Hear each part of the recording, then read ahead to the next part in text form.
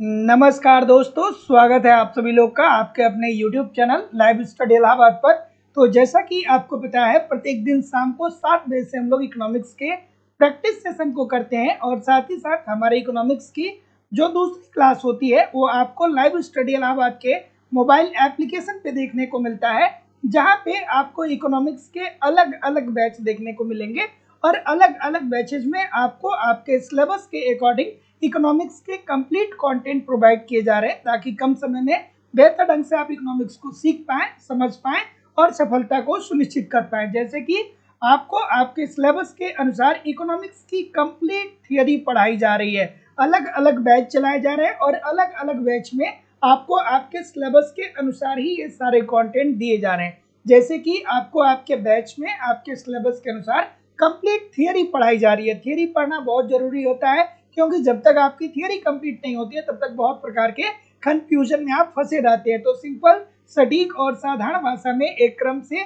Complete आपको theory पढ़ाई जा रही है। साथ ही साथ कंप्लीट यहाँ पे आपको मैं अपनी खुद की हैंडराइटिंग का नोट्स भी प्रोवाइड करा रहा हूँ, ताकि आप एक तरफ थियरी को पढ़ते रहिए, दूसरी तरफ नोट्स के माध्यम से रिवीजन करते रहिए। आपको यहाँ पे टेस्ट सीरीज भी दिया जा रहा है, टेस्ट जरूर दीजिए, अपनी गलतियों को देखिए, गलतियों को पहचानिए, उसमें सुधार करिए, फिर अगला टेस्ट दीजिए, जिससे आपकी एक्यूरेसी बेहतर हो पाए। आपको यहाँ पे प्रीवियस ईयर के क्वेश्चन पेपर भी मिलते हैं और करंट भी मिलता है। सारी चीजें मेरे द्वारा आपको, सारे कंटेंट मेरे द्वारा आपको कवर कराए जा रहे हैं। बस ईमानदारी से इन सभी कंटेंट को एप्लीकेशन पे जिस तरीके से मैं बता रहा हूँ उस तरीके से फॉलो करते रहिए और यूट्यूब पे प्रैक्टिस करते रहिए। कम समय में आप इकोनॉमिक्स को सीख पाएंगे, समझ पाएंगे और सफलता को सुनिश्चित कर पाएंगे। बात करें एडमिशन की, तो कोर्स की वैलिडिटी लाइफ टाइम है। लाइफ टाइम की वैलिडिटी के साथ आपकी एडमिशन फीस केवल और केवल 2000 रुपये है। तो जो लोग भी एडमिशन लेना चाहते हैं, डिस्क्रिप्शन बॉक्स में जाइए, लाइव स्टडी इलाहाबाद के मोबाइल एप्लीकेशन का लिंक आपको मिल जाएगा, एप्लीकेशन को डाउनलोड कर लीजिएगा और जिस एग्जाम की भी आप तैयारी करना चाहते हैं उस एग्जाम का कोर्स वहाँ पे अवेलेबल होगा। उस कोर्स को परचेज करके उसका स्क्रीनशॉट आप मुझे इस व्हाट्सएप नंबर पे जरूर सेंड कर दीजिएगा। या किसी भी इंक्वायरी के लिए, आपको किसी भी इंफॉर्मेशन या किसी भी इंक्वायरी के लिए आप मुझे, ये जो नंबर दिख रहा है, नीचे भी दिख रहा है, ऊपर भी है, इस नंबर पे आप मुझे कॉल या व्हाट्सएप मैसेज कर सकते हैं। आपको सभी बैच मिल जाएंगे, जैसे उत्तर प्रदेश में TGT, PGT, GIC lecturer, LT grade, Bihar में 4.0, 5.0 के लिए बैच मिल जाएगा, बिहार में सेट और बेट के लिए बैच मिल जाएगा, मध्य प्रदेश में वर्ग 1, मध्य प्रदेश में वर्ग 2, मध्य प्रदेश में वर्ग 3, मध्य प्रदेश में सेट के लिए अलग अलग क्लासेस मिल जाएंगी आपको। उत्तराखंड में लेक्चरर के लिए, उत्तराखंड में एलटी ग्रेड के लिए यूजीसी नेट, छत्तीसगढ़ में सेट, झारखंड में टीजीटी, झारखंड में पीजीटी, डी भी, अलग अलग राज्यों में असिस्टेंट प्रोफेसर, एमबीएस, केबीएस और अन्य परीक्षाओं के भी बैच मिल जाएंगे। तो जो लोग भी अभी तक थियरी की क्लास नहीं ज्वाइन किए हैं और आप ज्वाइन करना चाहते हैं, तो यथाशीघ्र क्लास को ज्वाइन करिए और ईमानदारी से, जैसे मैं वहाँ पे आपको सारी चीज़ों को करवाता हूँ, वैसे आप ईमानदारी से पढ़िए, अपना रिवीजन करिए, सारे कंटेंट को बार बार देखिए और यूट्यूब पे प्रैक्टिस करते रहिए। मैं जिम्मेदारी पूर्वक बोल रहा हूँ कि आसानी से अगर जो आप 2-3-4 महीने ठीक से पढ़ेंगे तो पूरी इकोनॉमिक्स आपकी ठीक तरीके से कवर हो सकती है। चलिए, क्या उत्तर आ रहा है? पहला प्रश्न आप लोग के सामने ये रहा कि केन्स के तरलता जाल की दशाओं के अंतर्गत मुद्रा पूर्ति में वृद्धि होने पर क्या होगा। सो इजी सी बात है। अगर जो आपने केन्स का तरलता जाल सिद्धांत पढ़ा होगा तो किन्स साहब ने क्या कहा था? किन्स साहब ने सीधी सीधी एक बहुत अच्छी बात कही थी। उन्होंने कहा कि देखिए भैया, अर्थव्यवस्था में जब मुद्रा की पूर्ति में वृद्धि होगी ना, तो मुद्रा में पूर्ति में वृद्धि होने के कारण ब्याज की दर में कमी तो आएगी, लेकिन ब्याज की दर एक निश्चित सीमा तक ही कम हो सकती है। उसके बाद ब्याज की दर और नीचे नहीं जा सकती है, अर्थात ब्याज, निवेश तथा रोजगार पर कोई प्रभाव नहीं पड़ेगा। तो जितने लोग भी बी बोल रहे हैं, सभी लोग का उत्तर यहाँ पे बिल्कुल ठीक हो जाएगा कि ब्याज दर, निवेश तथा रोजगार पर कोई प्रभाव नहीं पड़ेगा। सो इजी सी बात है। किन्स का अगर जो तरलता जाल सिद्धांत आप पढ़े हैं तो आपको पता होगा कि किन्स ने बोला था कि देखिए, अर्थव्यवस्था में जब मुद्रा की पूर्ति बढ़ेगी ना, तो लोगों के पास पैसा जब ऑलरेडी ज्यादा होगा तो लोग ऋण नहीं लेंगे, और जब लोग ऋण नहीं लेंगे तो जाहिर सी बात है कि ब्याज दर में कमी आएगी। लेकिन ब्याज की दर एक निश्चित सीमा तक ही गिर सकती है, ब्याज की दर कभी भी शून्य या ऋणात्मक नहीं होती है, क्योंकि आप कभी ऐसा नहीं करेंगे कि 5 लाख रुपए किसी को उधार देंगे 1 साल के लिए और 5 लाख रुपए ही उससे फिर आप उधार वापस लेंगे, ऐसा नहीं करेंगे। So option number B. अगला, किन्स द्वारा परिभाषा के अनुसार सक्रिय शेष वह मुद्रा है जो रखी जाती है। सक्रिय शेष क्या होता है किन्स साहब के अनुसार आपको बेसिकली बताना है। चलिए भाई बताइए।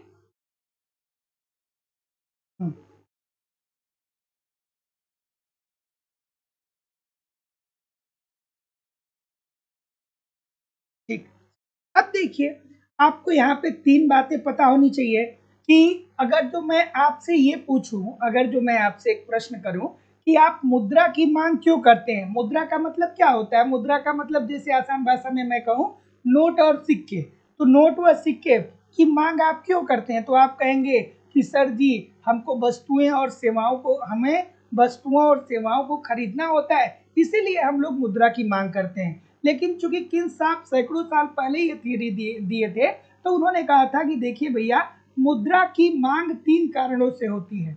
मुद्रा की मांग कितने कारणों से होती है? 3 कारणों से। पहला कारण उन्होंने क्या बताया? लेन देन उद्देश्य। लेन देन उद्देश्य, लेन देन उद्देश्य, अर्थात लोग मुद्रा की मांग इसलिए करते हैं क्योंकि उन्हें वस्तुओं का लेन देन, वस्तुओं और सेवाओं का लेन देन करना होता है। दूसरा उन्होंने कहा पूर्व उपाय उद्देश्य, लोग मुद्रा की मांग इसलिए करते हैं कि वो क्या करते हैं? पूर्व उपाय करते हैं। पूर्व उपाय उद्देश्य के लिए लोग मुद्रा की मांग करते हैं, अर्थात पूर्वोपाय उद्देश्य का मतलब वो क्या बताते हैं? तो पूर्वोपाय उद्देश्य का मतलब ये बताते हैं कि वर्तमान में तो आप आय अर्जित कर रहे हैं, लेकिन भविष्य में ऐसा हो सकता है कि आपकी आय शून्य हो जाए, तो ऐसी स्थिति में भविष्य से निपटने के लिए आप मुद्रा की मांग करते हैं, अर्थात पूर्वोपाय उद्देश्य के लिए आप मुद्रा की मांग करते हैं, जिसे इन्होंने क्या बोला था?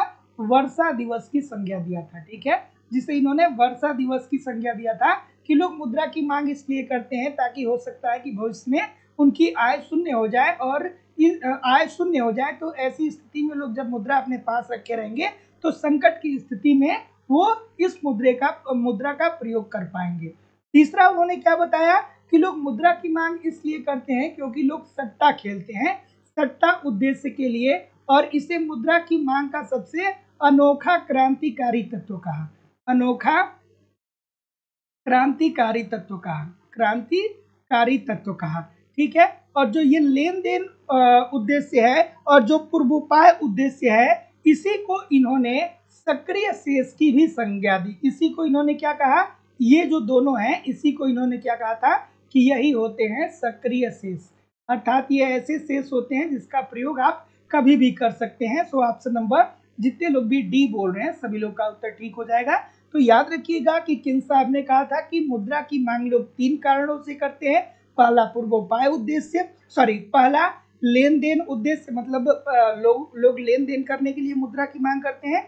दूसरा पूर्वोपाय उद्देश्य, जिसे उन्होंने वर्षा दिवस कहा, जिसके अंतर्गत उन्होंने कहा कि वर्तमान में अगर जो आपकी आय हो रही है, लेकिन भविष्य में ये भी संभव है कि आपकी आय न हो, आपकी आय शून्य हो जाए, ऐसी स्थिति में आप मुद्रा की मांग करते हैं ताकि भविष्य के संकट से आप निपट सकें। और तीसरा, मुद्रा का मांग इसलिए लोग करते हैं क्योंकि लोग सट्टा खेलते हैं, और सट्टे की मांग के लिए इन्होंने क्या बोला था? सट्टा उद्देश्य के लिए मुद्रा की मांग को इन्होंने मुद्रा का अनोखा क्रांतिकारी तत्व कहा, और सक्रिय शेष लेन देन तथा पूर्वोपाय उद्देश्य से संबंधित है।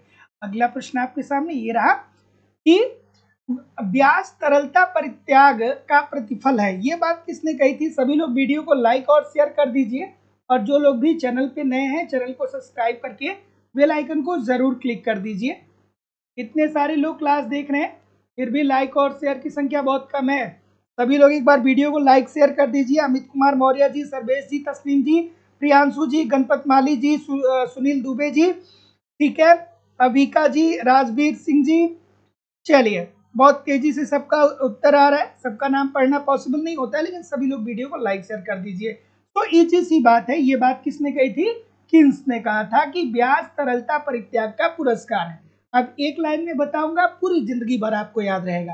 किन्स ने क्या कहा कि देखिए भैया, जब कोई व्यक्ति किसी दूसरे व्यक्ति को उधार देता है ना, तो कुछ समय के लिए वो पैसे का त्याग करता है और इसी त्याग के प्रतिफल के रूप में भी उसे ब्याज मिलता है। ठीक है, जैसे मान लीजिए राहुल है, तो राहुल ने मोहन को उधार दिया है।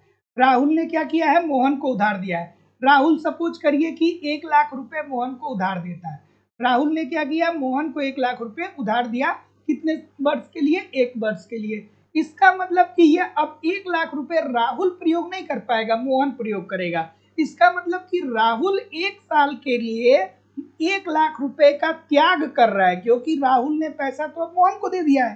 तो राहुल अब 1 लाख रुपए का प्रयोग 1 वर्ष के लिए नहीं कर पाएगा।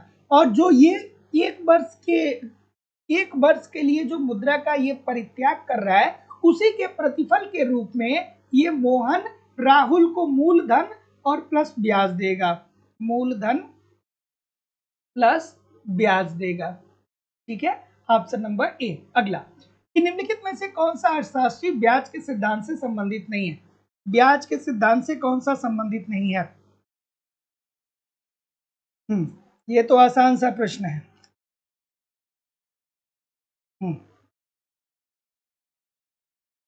क्या उत्तर आ रहा है भाई? ठीक है, तो इजी सी बात है। क्या बोलेंगे भाई? डी बोलेंगे ना सभी लोग? डी बोलेंगे ना? अलेक्जेंडर हैमिल्टन और फ्रेडरिक लिस्ट, ये क्या थे? ये गुरु और शिष्य थे। इन लोगों ने क्या किया? इन्होंने शिशु उद्योग तर्क दिया। शिशु उद्योग तर्क दिया। उद्योग तर्क, इसमें इन्होंने क्या बोला? इसमें इन्होंने बोला कि देखिए भैया, जब किसी उद्योग में एक नई फर्म एंट्री होती है तो नई फर्म को संरक्षण प्रदान करना चाहिए, अर्थात जो शिशु फर्म होता है उसको संरक्षण प्रदान करना चाहिए, क्योंकि अगर आप ऐसा नहीं करेंगे तो पुराने फर्मों से नए फर्म को लड़ना मुश्किल होगा। तो शिशु उद्योग तर्क अलेक्जेंडर हैमिल्टन और फ्रेडरिक लिस्ट ने दिया था। और ये क्या पूछ रहा है कि कौन ब्याज से संबंधित नहीं है? तो ब्याज की अवधारणा अलेक्जेंडर हैमिल्टन और फ्रेडरिक लिस्ट ने नहीं दिया था। So option number D according to the question this is the right answer हो जाएगा। ये किससे संबंधित है? शिशु तर्क उद्योग से संबंधित है। अगला, कि ब्याज का प्रतिष्ठित सिद्धांत शामिल करता है। खूबसूरत सा प्रश्न है। ब्याज का प्रतिष्ठित सिद्धांत शामिल करता है, क्या शामिल करता है भाई?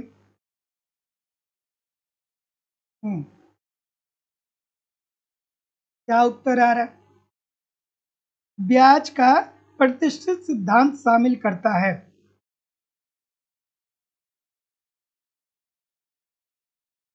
ठीक है, ऑप्शन नंबर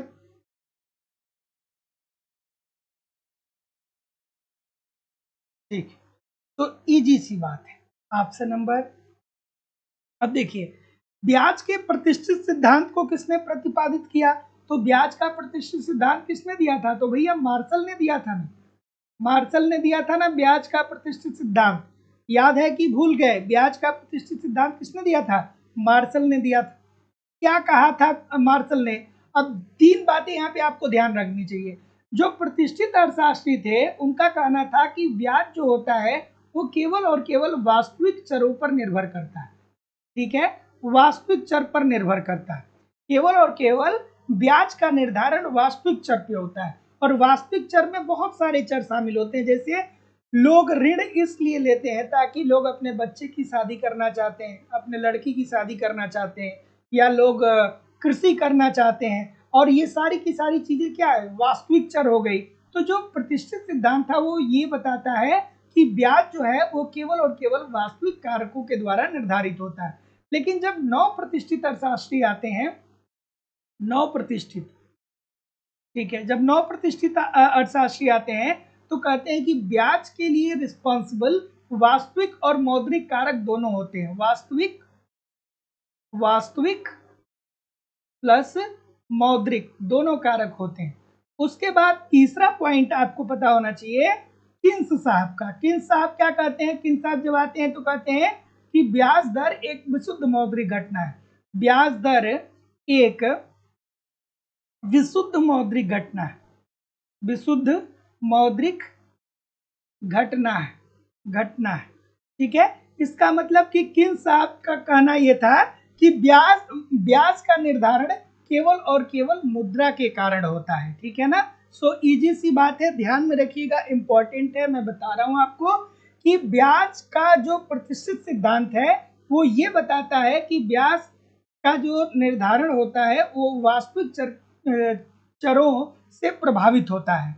और दूसरा, 9% अर्थशास्त्रियों ने कहा कि ब्याज दर के निर्धारण में वास्तविक चर और मौद्रिक चर दोनों होते हैं। लेकिन जब किन्स साहब आते हैं तो किन्स साहब कहते हैं कि नहीं भैया, ब्याज दर एक विशुद्ध मौद्रिक घटना है, अर्थात ब्याज दर का निर्धारण केवल मुद्रा के कारणों से होता है। ये तीनों बातें आपको ध्यान में रखनी है। अगला है कि किसका विश्लेषण इस मान्यता के साथ शुरू हुआ कि अर्थव्यवस्था के उत्पादन की कुल मांग की मात्रा 4 प्रकार के व्ययों, उपभोक्ता व्यय, निवेश व्यय, सरकारी व्यय और निवल निर्यातों का योग होता है। खूबसूरत सा प्रश्न है, थोड़ा आराम से करिएगा। अच्छा सा प्रश्न है, कई बार पूछा गया है। सभी लोग वीडियो को लाइक शेयर भी किया करिए। क्या उत्तर आ रहा है भाई? इजी सी बात है। इसका विश्लेषण इस मान्यता के साथ शुरू होता है कि अर्थव्यवस्था में उत्पादन की कुल मांग की मात्रा 4 प्रकार के व्ययों, उपभोक्ता व्यय, निवेश, सरकारी व्यय और निवल निर्यातों का योग होता है। तो ये भैया किन्स साहब ने ही कहा था, ठीक है। So option number C according to the question this is the right answer हो जाएगा। देखिए आसान सा ही प्रश्न है कि किन्स साहब ने जो अपना विश्लेषण दिया था उसमें इन्होंने ये कहा था कि उत्पाद की जो कुल मांग होती है ना, जब आप किसी उत्पाद की मांग को निर्धारित करते हैं तो उत्पाद की जो कुल मांग होती है, अर्थात अर्थव्यवस्था में जो कुल मांग होती है ना, वो किस पे डिपेंड करती है? वो 4 बातों पे डिपेंड करती है कि उस अर्थव्यवस्था में जो उपभोक्ता है उनका व्यय कैसा है। अगर जो ज्यादा व्यय करेंगे तो जाहिर सी बात है कि मांग ज्यादा करेंगे, और कम व्यय करेंगे तो मांग कम करेंगे। निवेश ज्यादा होगा, इसका मतलब कि अर्थव्यवस्था में उत्पादन का स्तर बढ़ाया जा रहा है, अर्थात मांग अगर जो ज्यादा होगी तो निवेश बढ़ाया जाएगा, मांग कम होगी तो निवेश नहीं बढ़ाया जाएगा। सरकारी व्यय, सरकार भी चाहती है ना कि अर्थव्यवस्था में मांग व पूर्ति को सुचारू रूप से आगे बढ़ाया जाए, और निवल निर्यातों के योग की इन्होंने बात की। So option number C. अगला कि पूर्ति अपनी मांग का सृजन स्वयं करती है। अब ये प्रश्न सबको पता होगा, ये प्रश्न सबको पता होगा, लेकिन 2 बातें यहाँ पे आप ध्यान में रखिएगा। ये प्रश्न मैं इसलिए लेकर के आया हूँ ताकि आप लोगों को मैं कुछ बता सकूं, क्योंकि बहुत सारे बच्चे यहाँ पे कंफ्यूज होते हैं। देखिए पहली बात तो ये है कि ये बात तो जेबी से साहब ने कही थी, जेबी से साहब ने कही थी कि पूर्ति अपनी मांग का सृजन स्वयं करता है, पूर्ति अपने मांग का सृजन स्वयं करता है। ये बात जेबी से के द्वारा कहा गया था। लेकिन जब किन्स साहब आते हैं तो किन्स साहब भैया कि जितने भी प्रतिष्ठित अर्थशास्त्री इनकी आलोचना करते हैं, तो किन्स साहब कहते हैं कि नहीं भैया, आपूर्ति अपनी मांग का सृजन स्वयं नहीं करती है, मांग अपनी पूर्ति का सृजन स्वयं करती है। आप भी इकोनॉमिक्स के छात्र हैं, आप बताइए कि इन दोनों स्टेटमेंट में से कौन सा स्टेटमेंट ज्यादा बेहतर प्रतीत हो रहा है? सभी लोग कमेंट करके बताइए, ठीक है, कि क्या किन्स साहब यहाँ पे सही है कि जेबी से साहब यहाँ पे सही है, ठीक है ना। आप लोग कमेंट करके बताइए, इकोनॉमिक्स के छात्र हैं तो आपको भी पता होना चाहिए। तो देखिए किन्स ने कहा कि मांग अपनी पूर्ति का सृजन स्वयं करती है, ठीक है। तो किन्स ने उल्टा बोला, और जेबी से ने जो कहा था उससे ठीक उल्टा किन्स ने कहा। अर्थात जेबी से ने कहा कि आपूर्ति अपनी मांग का सृजन स्वयं करती है, अर्थात पहले किन्स ने कहा कि पहले क्या होगा, उत्पादन होगा, अर्थात पूर्ति होगा, और जब पूर्ति होगा तो ऑटोमेटिक वस्तुओं की मांग हो जाएगी। लेकिन जब किन्स साहब आते हैं तो कहते हैं नहीं भैया, पहले अर्थव्यवस्था में वस्तु की मांग उत्पन्न होगी और तब जाके उस वस्तु का उत्पादन अर्थात पूर्ति होगा। तो ये दोनों बातें सही हैं। तो जितने लोग भी बी बोल रहे हैं सभी लोग का उत्तर ठीक है। और किन्स साहब का ये जो तर्क है ना वो ज्यादा तर्क संगत लगता है, क्योंकि इजी सी बात है। देखिए अगर जो मैं आपको एक उदाहरण दूं कि पहले टीवी आया, अर्थात पहले टेलीविजन आया या पहले टेलीविजन स्टैंड आया, तो आप कहेंगे कि गुरुजी पहले तो टीवी ही आया था, उसके बाद लोगों को रिक्वायरमेंट पड़ी कि टीवी कहाँ पे रखा जाएगा, तो पहले लोग अलमारी पे रखते थे, पहले लोग मेज पे रखते थे, लेकिन कोई कंपनी आई और उसने क्या कर दिया कि टीवी स्टैंड बनाना शुरू कर दिया।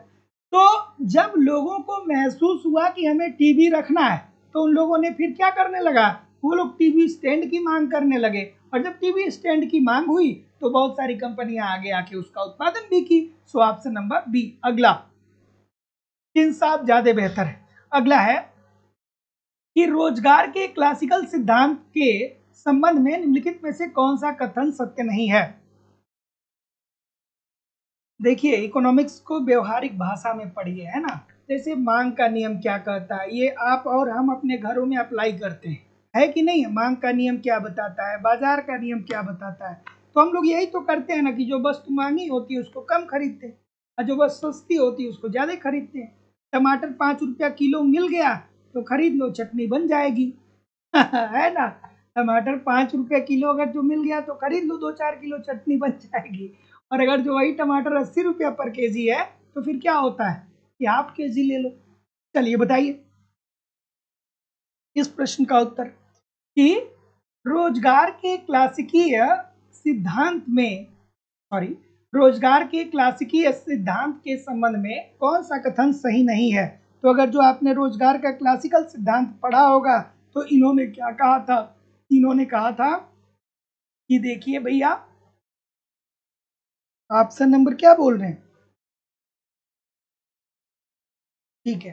तो रोजगार का क्लासिकल सिद्धांत आपने पढ़ा होगा तो आपने देखा होगा कि इसमें क्या कहा गया था। इसमें ये कहा गया कि देखिए भैया, अर्थव्यवस्था में पूर्ण रोजगार है। क्या कहा गया, अर्थव्यवस्था में पूर्ण रोजगार की स्थिति विद्यमान है।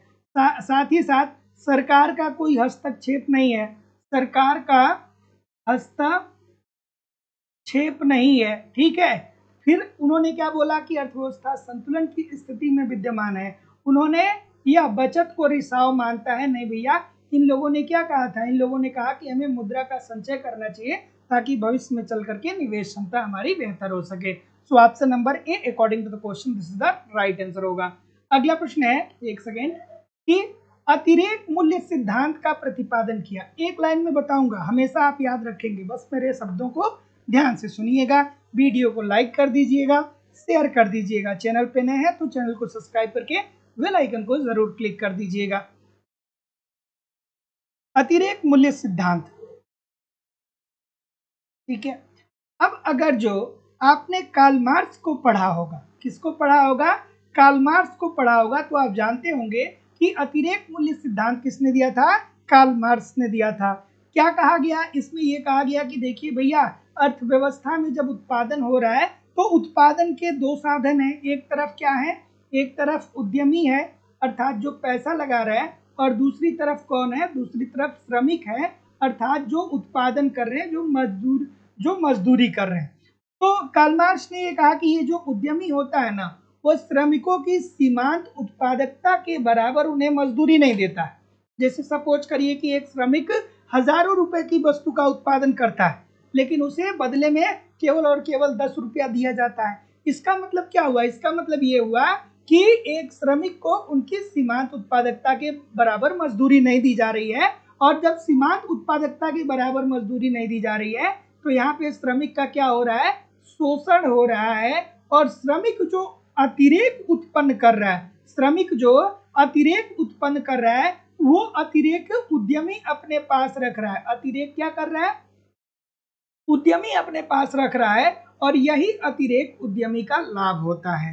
तो ऑप्शन नंबर सी जितने लोग भी बोल रहे हैं सभी लोग का उत्तर ठीक हो जाएगा। तो ध्यान रखिएगा कि कार्ल मार्क्स ने अपनी एक पुस्तक लिखी थी दास कैपिटल, उसमें उन्होंने क्या बताया था, तो उसमें ये बताया था कि अर्थव्यवस्था में जब वस्तुओं का उत्पादन होता है तो उसमें उसके दो पक्ष होते हैं। पहला पक्ष उद्यमी होता है अर्थात साहसी जो पैसा लगाता है, और दूसरा होता है श्रमिक जो उत्पादन करता है।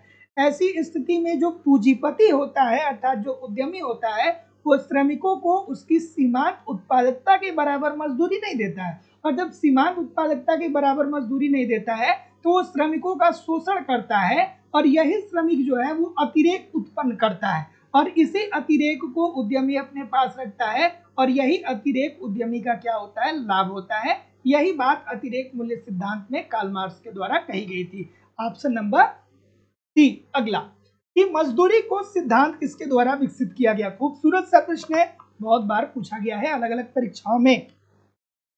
मजदूरी कोष सिद्धांत किसके द्वारा दिया गया? और अब आप लोगों की क्लास रेगुलर चलती रहेगी। पिछले कुछ दिनों में मतलब 2-3 दिन आप लोगों की क्लास नहीं हो पाई, बट ठीक है, अब आप लोगों की क्लास रेगुलर होगी। तो रोज क्लास ज्वाइन किया करिए। एप्लीकेशन पे भी क्लास हो रही है और यूट्यूब पे भी क्लास हो रही है। दोनों क्लास को आप अपने अपने समय के अनुसार ज्वाइन किया करिए। क्या उत्तर आ रहा है भाई? अब देखिए, यहाँ पे भी दो बातें आपको ध्यान में रखनी है। मजदूरी कोष का फार्मूला कोई कमेंट करके मुझे बता दे तो बहुत मजा आएगा। मजदूरी कोष का फार्मूला सभी लोग कमेंट करके बताइए। मजदूरी कोष का फार्मूला तो देखिए, सबसे पहले अगर जो हम लोग बात करें, अगर जो ये प्रश्न पूछे कि मजदूरी कोष को सर्वप्रथम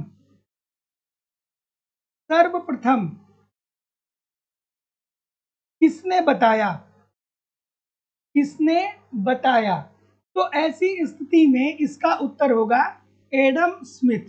ठीक है, लेकिन मजदूरी कोष की अवधारणा को वैज्ञानिक रूप में प्रस्तुत करने का जो श्रेय जाता है वो किसको जाता है? वो जेएस मिल साहब को जाता है। तो जितने लोग भी ऑप्शन नंबर डी बोल रहे हैं, सभी लोग का उत्तर यहाँ पे बिल्कुल ठीक हो जाएगा। Option number D according to the question this is the right answer हो जाएगा। यहाँ सर्वप्रथम नहीं पूछा है, ये पूछा है कि किसने दिया, अर्थात किसने वैज्ञानिक रूप से इसको विकसित किया, तो जीएस मिल ने दिया। और मजदूरी कोष का फार्मूला क्या होगा? कोई बता नहीं रहा है क्या यार? इतने सारे लोग आप लोग जुड़े हो फिर भी नहीं बता रहे हो, क्यों भाई? मजदूरी कोष इज इक्वल टू क्या होता है? मजदूरी कोष इज इक्वल टू होता है एक सेकेंड, मजदूरी कोष नहीं, मजदूरी दर।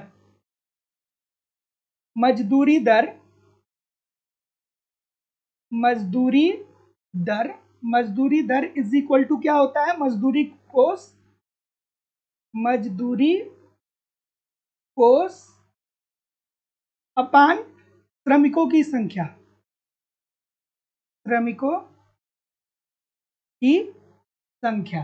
तो ध्यान में रखिएगा इस बात को, इंपॉर्टेंट है कि मजदूरी कोष के सिद्धांत को सर्वप्रथम किसने बताया? तो एडम स्मिथ ने बताया। मजदूरी कोष के सिद्धांत को मजदूरी कोष सिद्धांत का वैज्ञानिक रूप किसने प्रस्तुत किया? तो जेएस मिल ने दिया।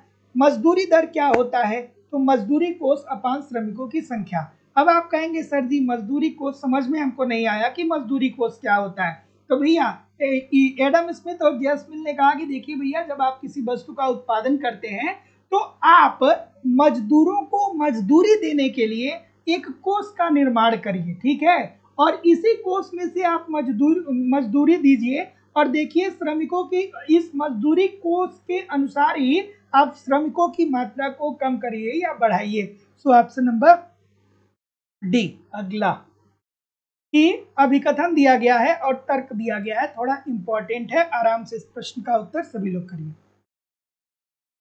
और दोस्तों, आप लोगों की इकोनॉमिक्स की जो दूसरी क्लास है वो लाइव स्टडी इलाहाबाद के मोबाइल एप्लीकेशन पे होती है, जहाँ पे आपको इकोनॉमिक्स के अलग अलग बैच देखने को मिलेंगे और वहाँ पे थियरी पढ़ाया जाता है। आपको एक रणनीति के तहत इकोनॉमिक्स के सभी कंटेंट आपको दिए जाते हैं ताकि कम समय में बेहतर ढंग से आप इकोनॉमिक्स को सीख पाएं, समझ पाएं और सफलता सुनिश्चित कर पाएं। आपको वहाँ पे अलग अलग बैच देखने को मिलेंगे और सभी बैचेज में आपको आपके सिलेबस के अनुसार सिंपल सटीक साधारण भाषा में पूरी थियरी पढ़ाई जा रही है। कंप्लीट आपको नोट्स दिए जा रहे हैं, आपको टेस्ट सीरीज दिया जा रहा है, आपको प्रीवियस ईयर की क्वेश्चन पेपर और करंट सारी चीजें दी जा रही है। आप खुद से सोचिए, अगर इतने सारे माध्यम से आप मुझे एप्लीकेशन पे फॉलो कर रहे हैं, यूट्यूब पे प्रैक्टिस कर रहे हैं, तो प्रश्न कहाँ से बनेगा? निश्चित तौर पे आप बेहतरीन ढंग से अपनी तैयारी कर सकते हैं, बशर्ते मेहनत आपको करना होगा। एप्लीकेशन पे 1.5-2 घंटे रोज पढ़ने होंगे और 1.5-2 घंटे यूट्यूब पे रोज पढ़ने होंगे। अगर जो आप 4-4.5 घंटे या 3-3.5 घंटे भी हमें ठीक तरीके से दे रहे हैं, तो आप निश्चित तौर पे मानिए कि अगर जो 90 दिन बढ़िया से पढ़ देंगे दोनों जगह, तो आप अपने आप को बहुत बेहतर कंडीशन में पाएंगे। और मेहनत करते रहेंगे तो यार मैं इतना कंटेंट देता हूँ कि कहीं इधर उधर से आपको कुछ कलेक्ट करने की जरूरत नहीं होगी। प्रश्न कहाँ से आएगा, सारी चीज़ें आपको मिल जाएंगी। तो जो लोग भी एडमिशन लेना चाहते हैं वो डिस्क्रिप्शन बॉक्स में जाइए, एप्लीकेशन का लिंक दिया गया है, एप्लीकेशन को डाउनलोड कर लीजिए और वहाँ से आप जिस भी एग्जाम की तैयारी करना चाहते हैं उसका कोर्स डायरेक्ट परचेज कर सकते हैं। अगर जो आप डायरेक्ट कोर्स नहीं परचेज कर पा रहे हैं तो आप मुझे किसी भी इंक्वायरी के लिए इस नंबर पे कॉल कर सकते हैं या व्हाट्सएप मैसेज कर सकते हैं। जब भी आप डायरेक्ट कोर्स परचेज करिएगा उसका स्क्रीनशॉट इस व्हाट्सएप नंबर पे जरूर सेंड करिएगा ताकि आपको कंप्लीट बैच में ऐड करा दिया जाएगा। चलिए बताइए भाई क्या उत्तर आ रहा है।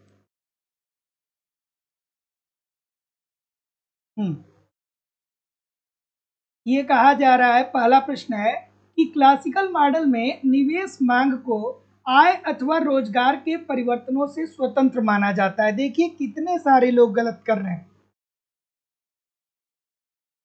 ठीक है, अब अगर जो आपने क्लासिकल रोजगार सिद्धांत पढ़ा है, क्लासिकल अगर जो रोजगार सिद्धांत आपने पढ़ा है तो इसमें क्या कहा गया है, इसमें यही कहा गया है ना कि बचत तथा निवेश ब्याज दर पर निर्भर करते हैं।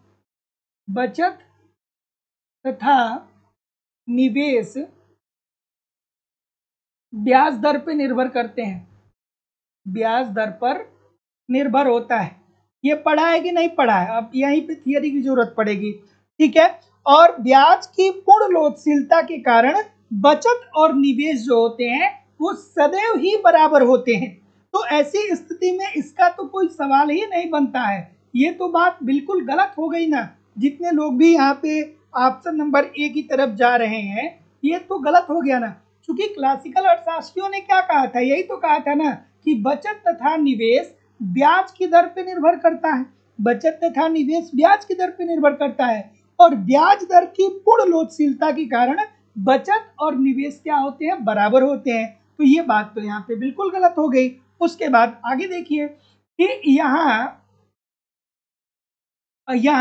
मजदूरी कीमत की लोचशीलता है जो क्लासिकल मॉडल में पूर्ण रोजगार लाती है। अब क्लासिकल मॉडल आप पढ़े होंगे तो वहां पे ये तो बात बताई ही गई है कि मजदूरी कीमत में क्या होती है, लोचशीलता होती है। अर्थात एक बात और आप समझिए ना, कहा गया था ना कि अगर जो अर्थव्यवस्था में पूर्ण रोजगार की स्थिति नहीं है तो मौद्रिक मजदूरी में हम परिवर्तन करके अर्थव्यवस्था में पूर्ण रोजगार की स्थिति ला सकते हैं। तो ये तो बात आपकी बिल्कुल ठीक है, लेकिन पहली वाली गलत है। तो जितने लोग भी डी बोल रहे हैं कि सर ए गलत है आर सही है, सभी लोग का उत्तर ठीक है। अगला अगला हम्म हम्म, हम्म।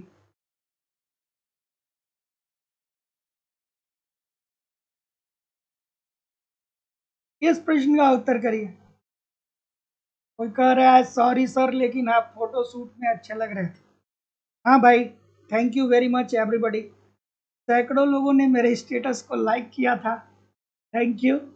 और मुझे थोड़ा सा इस बात मुझे अच्छा लगता है ना, मुझे क्या लगता है, मुझे अच्छा लगता है फोटोज क्लिक करना, मुझे अच्छा लगता है तो बस अपनी खुशी के लिए क्लिक करता हूँ, बाकी और क्या। चलिए आगे बढ़ते हैं, इस प्रश्न की तरफ चढ़ते हैं कि कुशलता मजदूरी। देखिए जिंदगी में जिस चीज से आपको खुशी मिले वो काम करना चाहिए बशर्ते किसी और को समस्या ना हो, है ना। अगर जो आपको गाना सुनना अच्छा लगता है, सॉन्ग सुनना अच्छा लगता है तो सुनिए। फोटो खींचने का शौक है, ठीक है, तो उसको भी करिए, कोई दिक्कत नहीं है, बशर्ते दूसरे को दिक्कत ना होनी चाहिए बस। चलिए आगे कि कुशलता मजदूरी मॉडल में वास्तविक मजदूरी किसको नियत करती है। क्या अब यहाँ पे पता होना चाहिए कि कुशलता मजदूरी मॉडल किसने दिया था, कोई बताएगा कि सब बस भूल गए किस, कोई बताएगा मुझे। स्टिगलर ने दिया था। कुशलता मजदूरी मॉडल किसने दिया था। हम्म, ठीक है, कुशलता मजदूरी मॉडल किसने दिया था, स्टिगलर के द्वारा दिया गया था।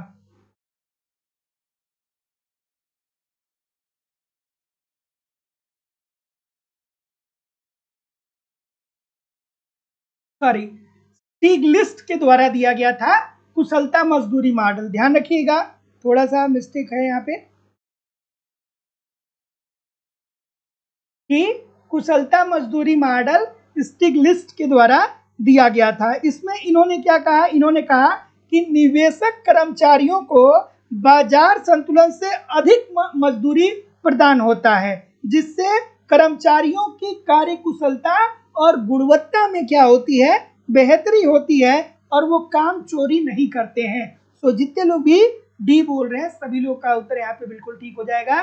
प्रति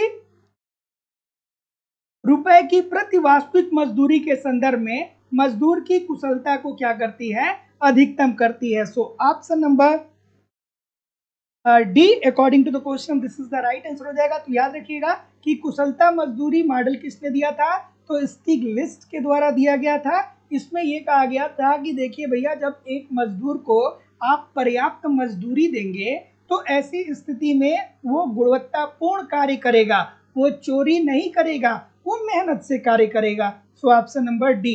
अगला प्रश्न। यार आप लोगों की क्लास देखिए 2-3 दिन इसीलिए बंद थी, 2-3 दिन क्या 4 दिन लगभग लाइव क्लास नहीं हो पाई थी। मैं पश्चिम यूपी की तरफ गया था, जहाँ पे मैंने बहुत सारे जिलों को विजिट किया, जैसे आगरा, बादा, कासगंज, अलीगढ़। ठीक है, अलीगढ़ गया था। उसके बाद मैं वहाँ पे गया था, एटा गया था, फिर बदायूं गया था, बरेली गया था, है ना। पूरा पश्चिम घूम के आया। 4 दिनों में पूरा जो पश्चिमी यूपी है उसको मैंने कवर करके आया, इधर फतेहपुर से लेकर के अलीगढ़, फिर उसके बाद वहाँ से हर जगह में गया था। मजा आया 4 दिन। चलिए आगे, कि किन्सियन मॉडल के लिए निम्नलिखित में से कौन सही है, कौन सही है भाई। ऑप्शन नंबर बी बोल रहे हैं, सी बोल रहे हैं, बहुत अच्छी बात है भाई। तो मुआयना पे गए थे, मुआयना पे बहुत लोग मुआयना समझ भी नहीं पाएंगे, चलिए कोई बात नहीं। ठीक है, इस प्रश्न का उत्तर करिए कि किन्सियन मॉडल के लिए निम्नलिखित में से कौन सा मॉडल सही है। सो जितने लोग भी बी बोल रहे हैं सभी लोग का उत्तर ठीक है कि उपरोक्त में से कोई भी नहीं। ठीक है, किन्सियन मॉडल की अगर जो हम लोग बात करें तो उसमें उन्होंने क्या कहा था, उन्होंने ये कहा था कि हमें क्या करना चाहिए, हमें अर्थव्यवस्था में रोजगार को बढ़ाने के लिए प्रभावी मांग बढ़ाना चाहिए। हमें क्या करना चाहिए, प्रभावी मांग बढ़ाना चाहिए। प्रभावी मांग बढ़ेगा तो अर्थव्यवस्था में रोजगार का स्तर क्या होगा, बढ़ेगा, और यहीं पे पूर्ण रोजगार की स्थिति विद्यमान हो जाएगी। पूर्ण रोजगार की स्थिति विद्यमान हो जाएगी।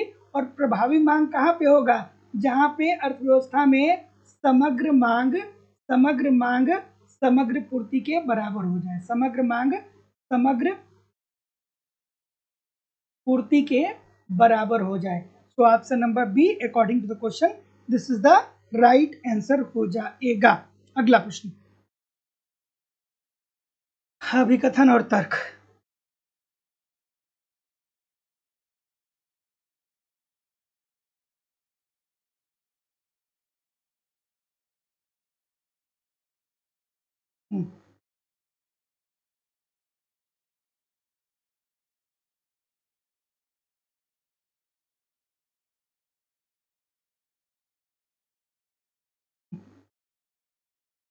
कथन और तर्क, कथन और तर्क बताइए। देखिए, निवेश में मांग प्रभाव होता है, क्या ये बात सही है, क्या ये बात सही है, बताइए। और क्योंकि निवेश अर्थव्यवस्था में उत्पादकता एवं आय को बढ़ाता है, क्या ये बात ठीक है। चलिए बताइए। तो देखिए, निवेश में मांग प्रभाव होता है, इजी सी बात है भैया। जब अर्थव्यवस्था में किसी वस्तु की मांग होगी, जैसे मान लीजिए कि अर्थव्यवस्था में आलू की मांग है या प्याज की मांग है, तो एक उत्पादक क्या करेगा, आलू और प्याज की बुआई करेगा। करेगा, अर्थात इसमें निवेश को बढ़ाएगा। इसमें क्या करेगा? वो निवेश को बढ़ाएगा, ठीक है ना। उसके बाद जब निवेश बढ़ेगा तो अर्थव्यवस्था में जब निवेश बढ़ेगा तो जाहिर सी बात है कि जब निवेश होगा तो निवेश के कारण क्या होगा? उत्पादन होगा। निवेश के कारण क्या होगा? वस्तु का उत्पादन होगा। जब वस्तु का उत्पादन होगा तो इससे क्या होगा? इस वस्तु की बिक्री होगी, और इस वस्तु की बिक्री होगी तो तो एक उत्पादक को लाभ होगा, और जब एक उत्पादक को लाभ होगा तो उसकी आय में क्या हो जाएगी? वृद्धि हो जाएगी। तो जितने लोग भी ऑप्शन नंबर क्या बोल रहे हैं? जितने लोग भी ऑप्शन नंबर क्या बोल रहे हैं? ए बोल रहे हैं। सभी लोग का उत्तर ठीक है कि ए और आर दोनों सही है, परंतु आर ए का सही स्पष्टीकरण भी कर रहा है। इजी सी बात है। अगला कि क्लासिकल व्यवस्था की विशेषताएं हैं। क्लासिकल मॉडल की कौन कौन सी विशेषताएं हैं बताइए भाई।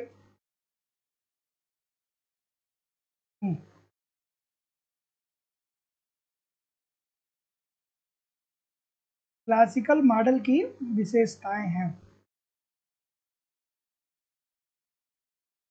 तो अगर जो आपने इस बात को पढ़ा होगा, थियरी को पढ़ा होगा तो जानते होंगे, नहीं पढ़े होंगे तो नहीं जानते होंगे। इजी सी बात है। इजी सी बात है। अगर जो आप क्लासिकल अर्थशास्त्रियों को पढ़े होंगे तो वहाँ पे दो बात बहुत महत्वपूर्ण होती है। पहली बात तो ये होती है कि अर्थव्यवस्था में स्व समायोजन है, अर्थात उन्होंने कहा था कि अर्थव्यवस्था में पूर्ण रोजगार की स्थिति विद्यमान है, और अगर किसी कारणवश अर्थव्यवस्था में असंतुलन उत्पन्न होता है तो अर्थव्यवस्था में बहुत सारी क्रिया प्रतिक्रिया स्वतः ही क्रियाशील हो जाएगी, जिससे अर्थव्यवस्था में पूर्ण रोजगार की स्थिति विद्यमान हो जाएगी या बेरोजगारी की समस्या खत्म हो जाएगी। ठीक है। उसके बाद इन्होंने क्या कहा? इन्होंने कहा कि देखिए भैया, अर्थव्यवस्था में सरकार का कोई हस्तक्षेप नहीं है। मांग और पूर्ति की शक्तियों के आधार पे बाजार में वस्तु की कीमत का निर्धारण हो रहा है। सरकार का हस्तक्षेप नहीं, हस्तक्षेप नहीं, अर्थात मांग व पूर्ति की शक्तियों के आधार पे वस्तुओं की कीमतों का निर्धारण हो रहा है। तो जितने लोग भी ऑप्शन नंबर क्या बोलेंगे? सी बोलेंगे कि सर जी प्रत्यक्ष विकास के लिए सी अर्थव्यवस्था में स्वतः समायोजन तंत्र, अर्थात अर्थव्यवस्था में पूर्ण रोजगार की स्थिति विद्यमान है। अगर किसी कारणवश अर्थव्यवस्था में असंतुलन उत्पन्न होता है तो बहुत सारी क्रिया प्रतिक्रिया ऐसी होगी जो स्वतः ही अर्थव्यवस्था को संतुलन में लाने का प्रयास करेगी। जैसे पीगू ने क्या बोला था? पीगू ने भारी पेदी वाले जहाज की बात की थी। भारी पेदी वाला, भारी पेदी वाला जहाज, भारी पेदी वाला जहाज। भारी पेदी वाले जहाज में क्या होता है कि अगर किसी कारणवश उस जहाज में असंतुलन क्रिएट होता है तो बहुत सारी क्रिया प्रतिक्रिया स्वतः ही क्रियाशील हो जाती है, जिससे जहाज संतुलित हो जाता है। दूसरा, उन्होंने अंडे का भी उदाहरण दिया। उसके बाद राजकीय नियंत्रण की अनुपस्थिति के में बाजार के माध्यम से स्थितीकरण, अर्थात ऑप्शन नंबर सी।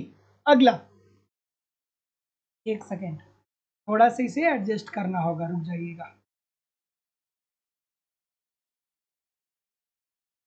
चलिए, इस प्रश्न का उत्तर बताइए भाई। इस प्रश्न का उत्तर आप बताइए। ऑप्शन नंबर की अभिकथन दिया गया है और तर्क दिया गया है। अभिकथन और तर्क।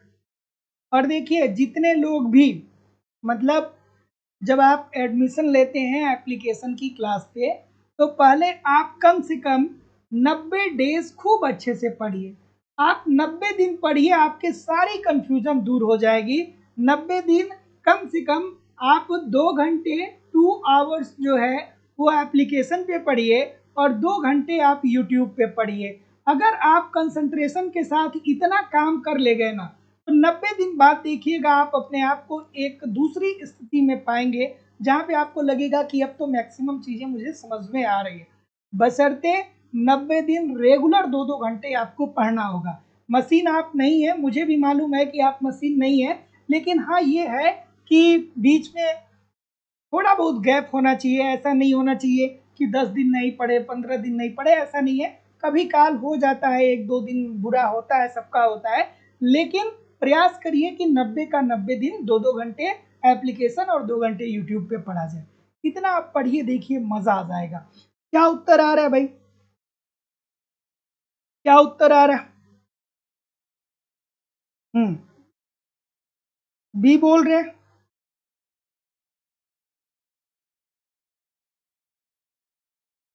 बी बोल रहे हैं। तो देखिए, जितने लोग भी बी बोल रहे हैं सभी लोग का उत्तर यहाँ पे बिल्कुल ठीक होगा कि प्रभावी मांग को संपत्ति के अधिक समान वितरण द्वारा बढ़ाया जा सकता है। अभी कुछ देर पहले मैं ये बता रहा था। तथा 30 अथवा 40 इकाइयों जिसकी आय औसतन 1 लाख और 5 लाख के बीच हो द्वारा एक व्यक्ति की तुलना में जिसकी आय 10 लाख प्रति वर्ष है कहीं अधिक प्रभावी मांग पैदा करेगी। इसी सी बात है भैया, जिसके पास कम पैसा होगा वो कम मांग करेगा, जिसके पास ज्यादा होगा वो ज्यादा करेगा। 5 लाख रुपए वाला कम मांग करेगा, 10 लाख रुपए वाला ज्यादा मांग करेगा। तो जितने लोग भी ऑप्शन नंबर क्या बोल रहे हैं, बी बोल रहे हैं, सभी लोग का उत्तर ठीक है। कितने सारे लोग ए बता रहे हैं? क्यों गलत कर रहे हो भाई? क्यों गलत कर रहे हैं? तो ऑप्शन नंबर बी, ए और आर दोनों सही है। आर ए का सही व्याख्या भी कर रहा है। अगला प्रश्न है कि उपभोग के जीवन चक्र सिद्धांत के अनुसार किसी व्यक्ति के उपभोग का स्तर उसकी मौजूदा आय पर नहीं वरन उसकी दीर्घकालिक अपेक्षित आय पर निर्भर करती है। क्या ये बात ठीक है? और तर्क दिया गया है कि व्यक्ति से यह उम्मीद की जाती है कि वो अपने जीवन काल में प्रत्याशित आय के आधार पर ही अपने खर्च अर्थात खर्च के नमूनों की योजना बनाएगा। अब एक लाइन में बताऊंगा, आपको पूरी जिंदगी भर याद रहेगा। ठीक है? जीवन चक्र परिकल्पना किसने दिया था? बताइए। जीवन चक्र परिकल्पना, जीवन चक्र परिकल्पना किसने दिया था? तो ये सिद्धांत जो दिया गया था ये मोडी गिलियानी के द्वारा दिया गया था। मोदी गिलियानी। और इन्होंने क्या कहा? इन्होंने ये कहा कि देखिए भैया, एक व्यक्ति अपने पूरी जिंदगी में जिन परिसंपत्तियों का अर्जन करता है उसी के अनुसार ही उसका उपभोग व्यय निर्धारित होता है। ठीक है? एक व्यक्ति अपने जीवन में जितनी भी परिसंपत्तियों का सृजन करता है या जितनी भी संपत्ति बनाता है उसी के आधार पे उसका उपभोग व्यय निर्धारित होता है। जैसे कि हम ये कहें कि कोई एक व्यक्ति है जिसका नाम है राम। ठीक है? राम ने 30 वर्ष की अवस्था में एक स्कूल बना दिया, प्राइवेट स्कूल बना दिया। ठीक है? 35 साल की अवस्था में उसने एक हॉस्पिटल बना दिया। 35 वर्ष की अवस्था में उसने क्या कर दिया? एक हॉस्पिटल बना दिया। ठीक है? उसके बाद उसने 50 साल की उम्र में एक होटल बना दिया, होटल बना दिया। तो अब उसका जो उपभोग व्यय निर्धारित होगा ना, वो पूरी जिंदगी में जो जिन संपत्तियों का उसने निर्माण किया है उसी के आधार पे उसका व्यय निर्धारित होगा। और यही बात उन्होंने कही थी मोदी गिलियानी ने। तो जितने लोग भी ऑप्शन नंबर क्या बोल रहे हैं, डी बोल रहे हैं कि सर ए और आर दोनों सही हैं, आर ए का सही स्पष्टीकरण कर रहा है, सभी लोग का उत्तर यहाँ पे बिल्कुल ठीक हो जाएगा। अगला प्रश्न कि वैसी अर्थव्यवस्था जहां पूर्ण रोजगार स्तर से कम की स्थिति है वहां वहां यह आवश्यक नहीं है कि क्राउडिंग आउट हो। क्या ये बात सही है?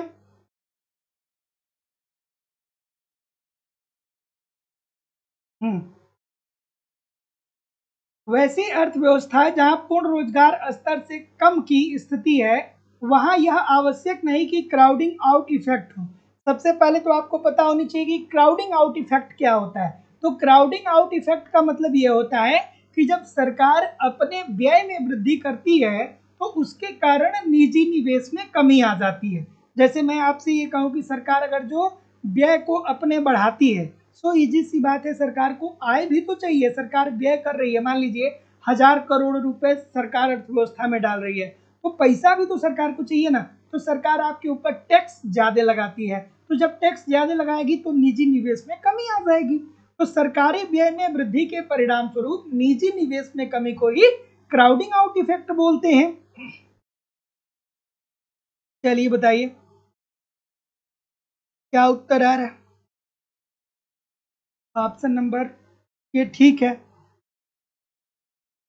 तो जितने लोग भी ये बात बोल रहे हैं कि वैसे अर्थव्यवस्था में जहां पूर्ण रोजगार स्तर से कम की स्थिति है। अब देखिए पूर्ण रोजगार, अब आप इकोनॉमिक्स के छात्र हैं, आपको पता होना चाहिए कि पूर्ण रोजगार स्तर से कम का मतलब क्या होता है। कम का मतलब ये होता है कि अभी देयर इज, मतलब अभी भी चांस है, स्टिल चांस है कि हम उत्पादन को बढ़ा सकते हैं, उत्पादन को बढ़ा सकते हैं। क्योंकि अगर जो अर्थव्यवस्था में पूर्ण रोजगार आ जाएगा, इसका मतलब कि हम अपने अर्थव्यवस्था में जो संसाधन है उनका पूर्ण रूप से प्रयोग करके उत्पादन को अधिकतम कर चुके हैं, उत्पादन को और नहीं बढ़ाया जा सकता है। लेकिन ये क्या कर रहा है, पूर्ण रोजगार स्तर से कम है, अर्थात उत्पादन को बढ़ाया जा सकता है। तो यहाँ यह आवश्यक नहीं है कि क्राउडिंग आउट इफेक्ट हो। तो बात तो भैया बिल्कुल ठीक है, उत्पादन को बढ़ाया जा सकता है, तो इससे सरकार की आय का क्या लेना देना है। तो ये बात तो आपकी बिल्कुल ठीक है। और मौद्रिक प्राधिकार एक ऐसे मौद्रिक नीति का समावेश कर सकते हैं जो उत्पादन विस्तार के साथ ब्याज दरों में वृद्धि से क्या करते हैं, परहेज करते हैं। ये भी इजी सी बात है।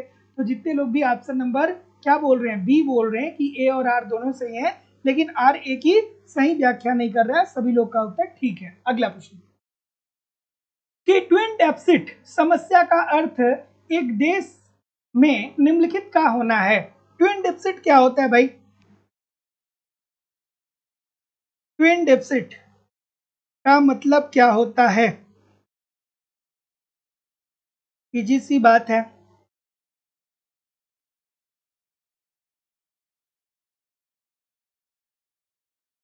ट्विन डेफिसिट तो याद रखिएगा, ट्विन डेफिसिट का मतलब होता है उच्च राजकोषीय घाटा के साथ साथ उच्च चालू घाटा। ठीक है, तो अगर जो किसी अर्थव्यवस्था में उच्च राजकोषीय घाटा होगा और उसके साथ साथ उच्च चालू घाटा होगा, तो हम कहेंगे कि अर्थव्यवस्था में ट्विन डेफिसिट की समस्या विद्यमान है।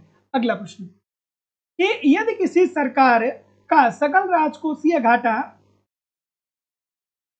3 लाख करोड़ है, राजस्व घाटा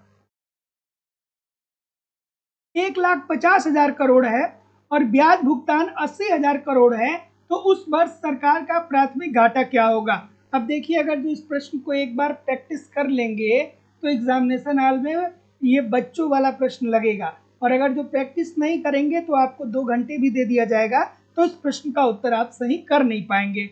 तो आपको यहाँ पे क्या पता होना चाहिए, यहाँ पे आपको पता होना चाहिए कि पूछ क्या रहा है पेपर में, क्वेश्चन में पूछ क्या रहा है, प्राथमिक घाटा। तो प्राथमिक घाटा इज इक्वल टू क्या होता है, प्राथमिक घाटा, प्राथमिक घाटा इज इक्वल टू क्या होता है, तो प्राथमिक घाटे का फॉर्मूला होता है राजकोषीय घाटा माइनस ब्याज भुगतान। राजकोषीय घाटा माइनस ब्याज भुगतान, राजकोषीय घाटा माइनस ब्याज भुगतान, यही तो होता है ना। अब देखिए यहाँ पे ये सकल राजकोषीय घाटा कितना दिया है, 3 इकाई दहाई सैकड़ा हजार 10,000 लाख, 3 लाख करोड़ दिया है। सकल राजकोषीय घाटा कितना दिया गया है, 3 लाख करोड़। ठीक है, सकल राजकोषीय घाटा कितना दिया गया है, 3 लाख करोड़। राजस्व घाटा कितना दिया गया है, 1,50,000 करोड़ दिया गया है और ब्याज भुगतान 80,000 करोड़ दिया गया है। तो चलिए देख लीजिए, एक एक करके आप लिख लीजिए। आपको पता चल गया कि प्राथमिक घाटा इज इक्वल टू राजकोषीय घाटा माइनस ब्याज भुगतान होता है, जहां पे सकल राजकोषीय घाटा 3,000 करोड़ दिया है और राजस्व घाटा 1,50,000 करोड़ दिया है और ब्याज भुगतान 80,000 करोड़ दिया है। तब आपसे प्राथमिक घाटा पूछ रहा है। चलिए भाई, प्राथमिक घाटा इज इक्वल टू फिर क्या होगा, प्राथमिक घाटा इज इक्वल टू राजकोषीय घाटा और माइनस ब्याज भुगतान। राजकोषीय घाटा कितना है भाई, राजकोषीय घाटा कितना है, 3 लाख करोड़, 3 लाख करोड़ राजकोषीय घाटा है। ब्याज भुगतान कितना है, ब्याज भुगतान 80,000 करोड़ है, ब्याज भुगतान 80,000 करोड़ है। अब इसको माइनस करेंगे तो 2.2, हाँ क्या हुआ,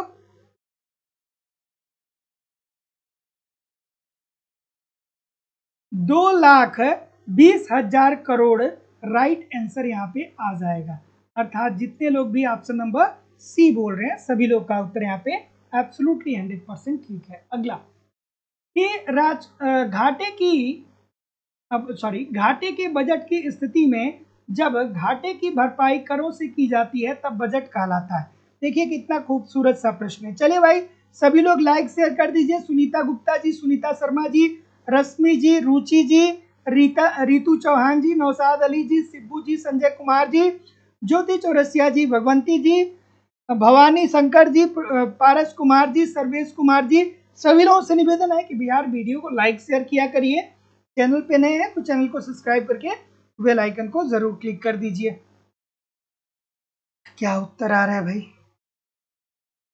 ऑप्शन नंबर ठीक।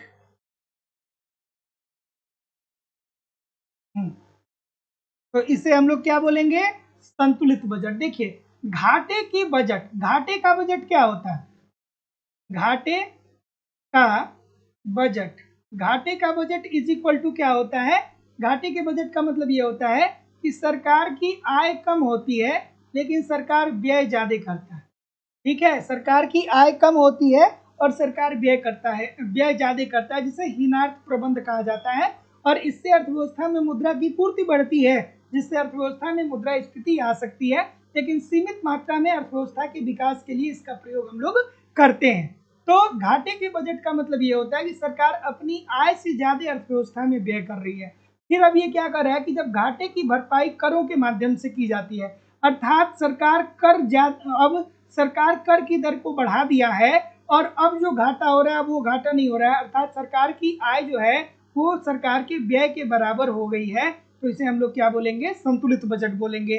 सो option number C. Gender budgeting से तात्पर्य है, जेंडर बजटिंग से क्या तात्पर्य है भाई? जेंडर बजटिंग से तात्पर्य है,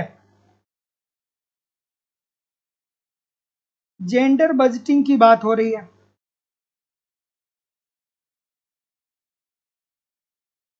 जेंडर बजटिंग की बात सर्वप्रथम किस देश में हुआ था? कमेंट करके बताइएगा मुझे।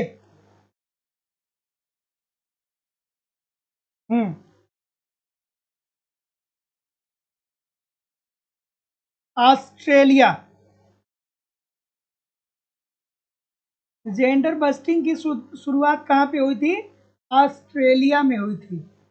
कब हुई थी? कब हुई थी? 1884 में।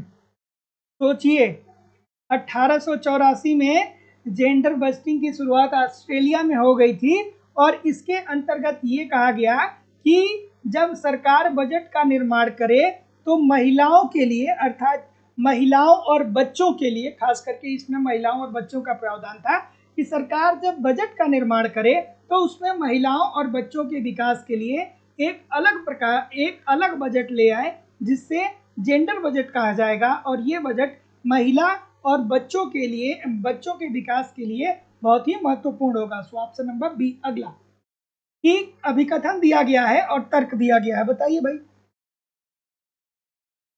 अभिकथन और तर्क। राजकोषीय अनुशासन के लिए व्यय सीमा अति वांछनीय है, क्या ये बात सही है? और अगर जो ये बात सही है तो तर्क दिया जा रहा है कि बढ़ता हुआ राजकोषीय घाटा केंद्र सरकार के वित्त को प्रतिकूलता प्रभावित करता है। ऑप्शन नंबर बताइए भाई।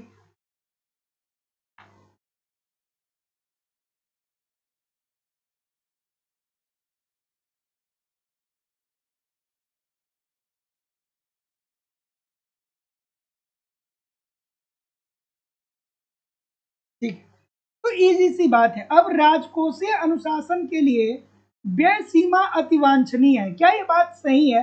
हाँ भैया जरूर सही है, क्योंकि अर्थव्यवस्था में सरकार एक सीमित मात्रा में ही मुद्रा को डाल सकता है। जैसे आपके दिमाग में कभी कभी आता होगा कि सरकार क्यों नहीं आरबीआई के पास चली जाती है और आरबीआई से कहती है कि खूब नोट छाप के सारे गरीबों को दे दिया जाए। ऐसा नहीं होगा। अगर जो ऐसा कर दिया जाए तो अर्थव्यवस्था में मुद्रा की पूर्ति बढ़ जाएगी, मुद्रा की पूर्ति बढ़ जाएगी, इससे वस्तु की मुद्रा की पूर्ति बढ़ जाएगी, इससे वस्तु की कीमतों में वृद्धि होगी, और जब वस्तु की कीमत बढ़ेगी तो मुद्रा की वैल्यू गिर जाएगी, और जब मुद्रा की वैल्यू गिर जाएगी तो फिर क्या होगा? जैसे आप देखते हैं जिम्बाब्वे में देखते हैं, ठीक है, कि आप एक बंडल नोट लेकर के जाते हैं और एक बंडल आप ब्रेड का पैकेट खरीद के लाते हैं। तो अगर जो अर्थव्यवस्था में मुद्रा की पूर्ति अनियंत्रित मात्रा में बढ़ा दी जाती है तो इससे केवल और केवल वस्तु की कीमत बढ़ती है और मुद्रा की वैल्यू अर्थात मुद्रा के मूल्य में कमी आ जाती है, जिससे क्या होता है, अर्थव्यवस्था में मुद्रास्फीति की स्थिति विद्यमान हो जाती है और मुद्रा की वैल्यू खत्म होने लगती है। तो ये तो बहुत जरूरी है, ये बात तो आपकी बिल्कुल ठीक है। और बढ़ता हुआ राजकोषीय घाटा केंद्र सरकार के वित्त को प्रतिकूलता प्रभावित करता है। तो बात तो ये भी ठीक है कि अगर जो सरकार का घाटा ज्यादा बढ़ेगा तो उसके वित्त पे प्रतिकूल प्रभाव पड़ेगा। सो ए और बी इसमें दोनों ठीक है, लेकिन एक दूसरे का व्याख्या ये नहीं कर रहा है। ए और आर दोनों सही है और आर ए की सही व्याख्या नहीं कर रहा है। ये दोनों बातें ठीक है लेकिन दोनों अलग अलग है। अगला बी नहीं होगा, ए होगा, दोनों बात सही है। अगला कि हीनार्थ प्रबंध की नीति की इसलिए आलोचना की जाती है क्योंकि इससे निम्नलिखित में से एक कारक अधिकतम प्रभावित होता है। अब हीनार्थ प्रबंध को ही हम लोग क्या बोलते हैं? घाटे की वित्त व्यवस्था। घाटे की वित्त व्यवस्था। हीनार्थ प्रबंध को और किस नाम से जानते हैं? घाटे की वित्त व्यवस्था। और घाटे की वित्त व्यवस्था का मतलब क्या होता है कि जहां पे सरकार की जो आय होती है वो कम होती है लेकिन सरकार अर्थव्यवस्था में व्यय ज्यादा करता है। जैसे मान लीजिए कि सरकार जो आय प्राप्त कर रहा है वो 10,000 करोड़ प्राप्त कर रहा है और सरकार अर्थव्यवस्था में 20,000 करोड़ रुपए व्यय कर रहा है, तो ऐसी स्थिति में सरकार को घाटा हो रहा है ना। तो जब सरकार की आय कम हो और सरकार अर्थव्यवस्था में व्यय ज्यादा करे, अब आप कहेंगे सर जी फिर व्यय कैसे ज्यादा होगा, सरकार की आय ही नहीं होगा। तो देखिए सरकार आय अर्जित करती है ये देख के कि अर्थव्यवस्था में कितना पैसा डालना है, और हम और आप अपनी आय को देखते हैं फिर व्यय करते हैं।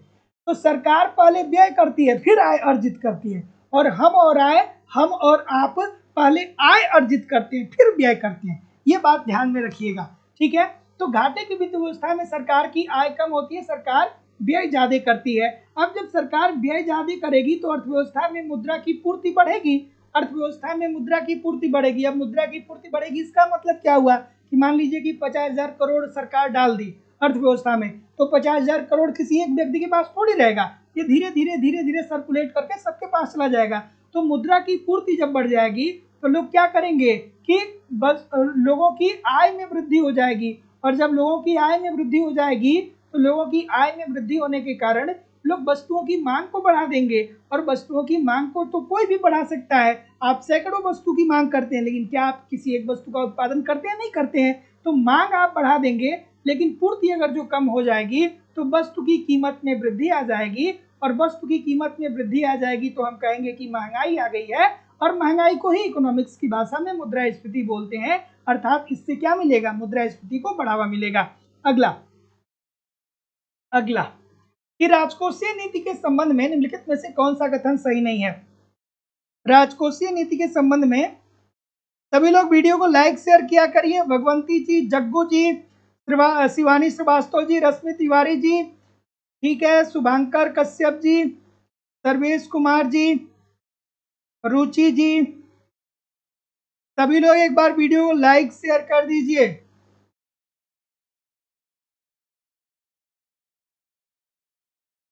कोई कह रहा है कि इस क्लास में लड़कियां ज्यादा, लड़के सब इस समय शाम हुआ घूमने गए होंगे मार्केट, इसलिए नहीं पढ़ रहे। इसीलिए तो लड़कियों का सिलेक्शन ज़्यादा होता है क्योंकि वो बेचारी बैठ के पढ़ती रहती हैं। लड़कों के सामने बहुत सारी जिम्मेदारियां होती हैं। दोस्त ने बोला है कि मार्केट जाना है तो जाएंगे चाहे कुछ हो जाए है ना। तो लड़के तो इस समय मार्केट गए होंगे। इलाहाबाद प्रयागराज में मैं रहता हूँ, प्रयागराज में मैं देखता हूँ शाम को बहुत सारे बच्चे 6 बजे या 5 बजे रूम से निकल गए, घूम के आते हैं 9 बजे तक।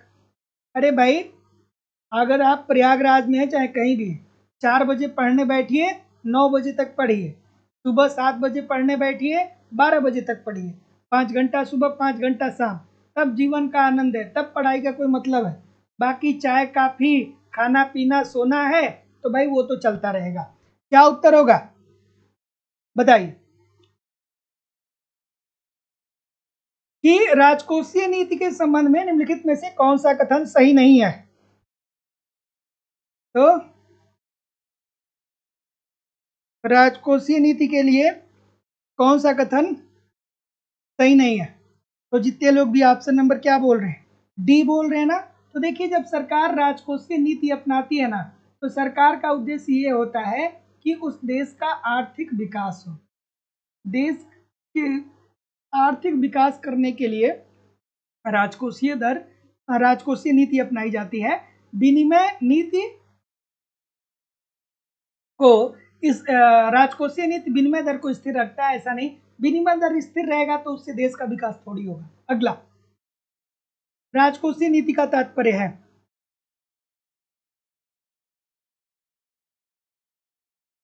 क्या होगा भाई?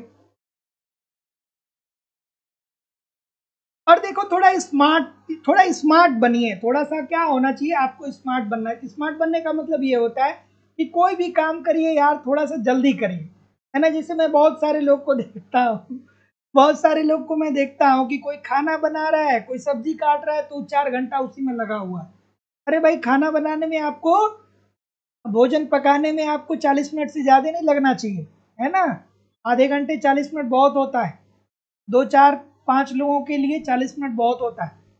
तो थोड़ा सा जल्दी जल्दी। अब ये नहीं कि सब्जी लेकर के बेड पे चले गए, वहां पे काट रहे हैं धीरे धीरे धीरे धीरे ऐसा नहीं, किचन में खड़ा होइए, एक साथ कर लीजिए। चलिए, अगला अगला प्रश्न क्या है? राजकोषीय नीति का तात्पर्य क्या है? तो जितने लोग भी आपसे नंबर डी बोल रहे हैं, राजकोषीय नीति का तात्पर्य होता है करारोपण एवं सरकारी व्यय। राजकोषीय नीति के अंतर्गत सरकार क्या करती है? अपने आय और व्यय को नियंत्रित करती है। सरकार अपने आय और व्यय को क्या करती है? नियंत्रित करती है। सरकार व्यय, आय कहाँ से प्राप्त करती है? कर के माध्यम से, टैक्स के माध्यम से। और सरकार व्यय कहाँ पे करती है? सरकारी योजनाओं पे। ठीक है, तो जितने लोग भी डी बोल रहे हैं सभी लोग का उत्तर ठीक है। अगला, कि घाटे की व्यवस्था द्वारा पूंजी निर्माण प्रायः कैसा होता है?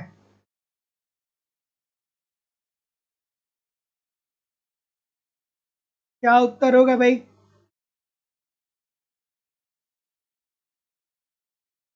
हम्म,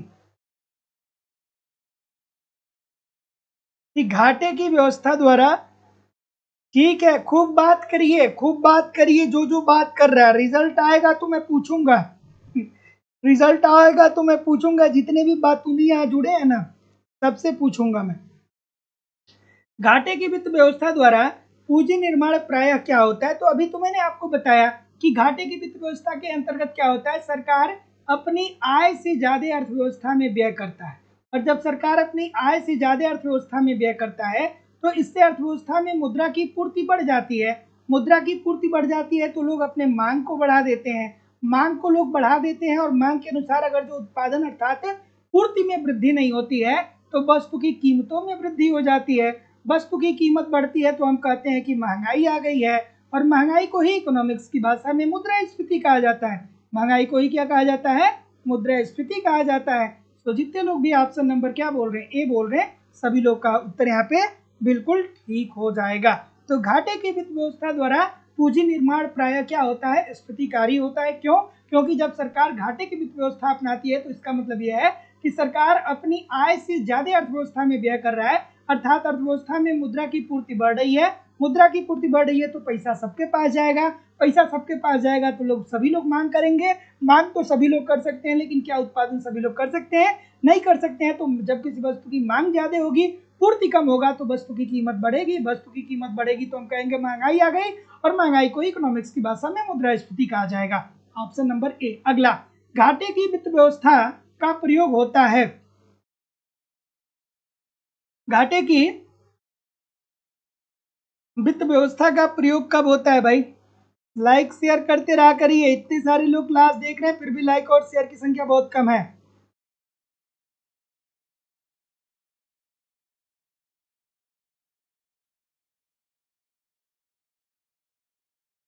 कि घाटे की वित्त व्यवस्था का प्रयोग होता है। घाटे की वित्त व्यवस्था का प्रयोग कब होता है, अर्थात अब फिर वही बात होगी कि घाटे की वित्त व्यवस्था का प्रयोग होता है, बच्चों वाली बात है ना। बहुत सुंदर। जितने भी ए बोल रहे हैं एक बार सभी के लिए क्लैपिंग कर दीजिए, ए वालों के लिए। धुरंधर धुरंधर ए बोल रहे हैं, जितने भी ए बोल रहे हैं एक बार सबके लिए क्लैपिंग कर दीजिए, ये सब टॉपर हैं। सो देखिए, घाटे की वित्त व्यवस्था का प्रयोग हम तब करते हैं जब हमारी अर्थव्यवस्था में हमें ये लगता है कि मंदी की स्थिति विद्यमान है। मंदी का मतलब क्या होता है कि जब अर्थव्यवस्था में वस्तु की मांग और वस्तु की पूर्ति दोनों अपने न्यूनतम बिंदु पे होती है तो हम कहते हैं कि अर्थव्यवस्था में मंदी आ गई है। तो जब अर्थव्यवस्था में मंदी होती है तो हम घाटे की वित्त व्यवस्था का प्रयोग करते हैं। अर्थात घाटे की वित्त व्यवस्था का मतलब क्या होता है कि सरकार अपनी आय से ज्यादा अर्थव्यवस्था में व्यय करता है। ठीक है, इससे क्या होगा, अर्थव्यवस्था में मुद्रा की पूर्ति बढ़ेगी। मुद्रा की पूर्ति बढ़ेगी तो लोग मांग को बढ़ाएंगे, और मांग बढ़ेगा तो एक तरफ मांग बढ़ेगा तो दूसरी तरफ उत्पादक भी उत्पादन के लिए प्रेरित होगा, तो उत्पादन भी बढ़ेगा। तो मांग और पूर्ति, जब दोनों मांग और पूर्ति अर्थात उत्पादन जब दोनों सुचारू रूप से आगे बढ़ेगा तो देश आर्थिक विकास के पथ पे क्या हो जाएगा, अग्रसर हो जाएगा। तो आर्थिक विकास के लिए सीमित मात्रा के प्रयोग के लिए करते हैं, ठीक है ना। आर्थिक विकास के लिए सीमित मात्रा में प्रयोग उचित होता है, मतलब सीमित मात्रा में आप मुद्रा की पूर्ति को बढ़ाएंगे तो उससे मांग और पूर्ति बढ़ेगा, लेकिन अनियंत्रित तौर पे आप मुद्रा की पूर्ति बढ़ा देंगे तो उससे मुद्रास्फीति आ जाएगी।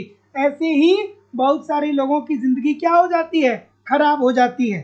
वो कहते हैं बाद में हमसे मिलते हैं सर एक क्वेश्चन से नहीं रह गया, और एक क्वेश्चन से क्यों रह गया, क्योंकि सर हमने नहीं देखा या हमने इतना आसान प्रश्न गलत किए कर दिया जो किसी ने नहीं गलत किया। तो गलती नहीं होनी चाहिए, कंसंट्रेट रहिए। अगला प्रश्न है कि कराधान में न्याय निम्नलिखित में से किस सिद्धांत के अनुप्रयोग द्वारा सर्वाधिक सुनिश्चित होता है, बताइए भाई।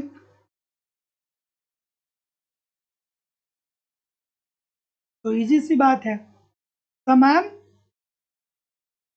सीमांत त्याग। समान सीमांत त्याग क्या होता है, समान सीमांत त्याग के अंतर्गत एक व्यक्ति उतना टैक्स देता है जितना उसकी आय होती है। अर्थात अमीर व्यक्ति ज्यादा टैक्स देगा और गरीब व्यक्ति कम टैक्स देगा।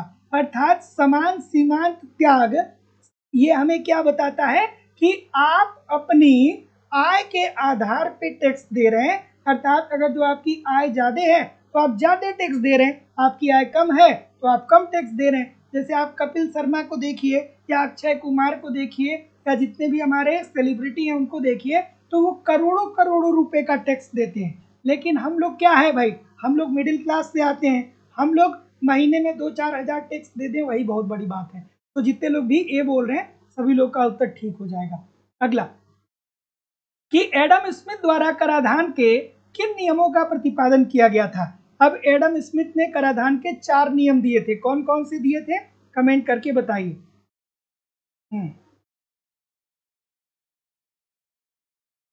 ठीक, एडम स्मिथ ने कराधान के 4 नियम दिए थे, कौन कौन था भाई। तो एडम स्मिथ ने कहा कि देखिए सरकार को जब टैक्स वसूल करना चाहिए तो उसे 4 नियम बनाना चाहिए। पहला नियम ये होना चाहिए कि टैक्स ऐसा सरकार लगाए कि सबको सीमा सबका त्याग समान हो, मतलब गरीब और अमीर सबका त्याग क्या हो, समान हो। मतलब आप अमीर से ज्यादा टैक्स लीजिए, गरीब से कम टैक्स लीजिए।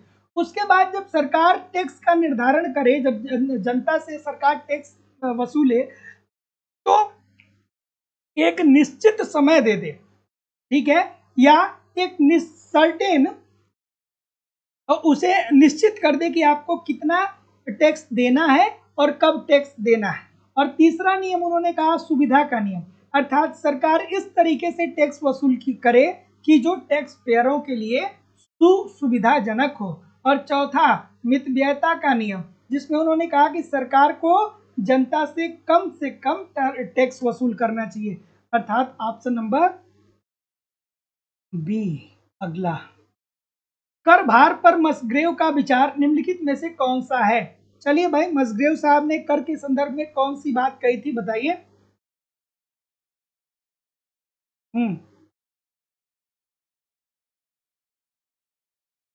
बताइए।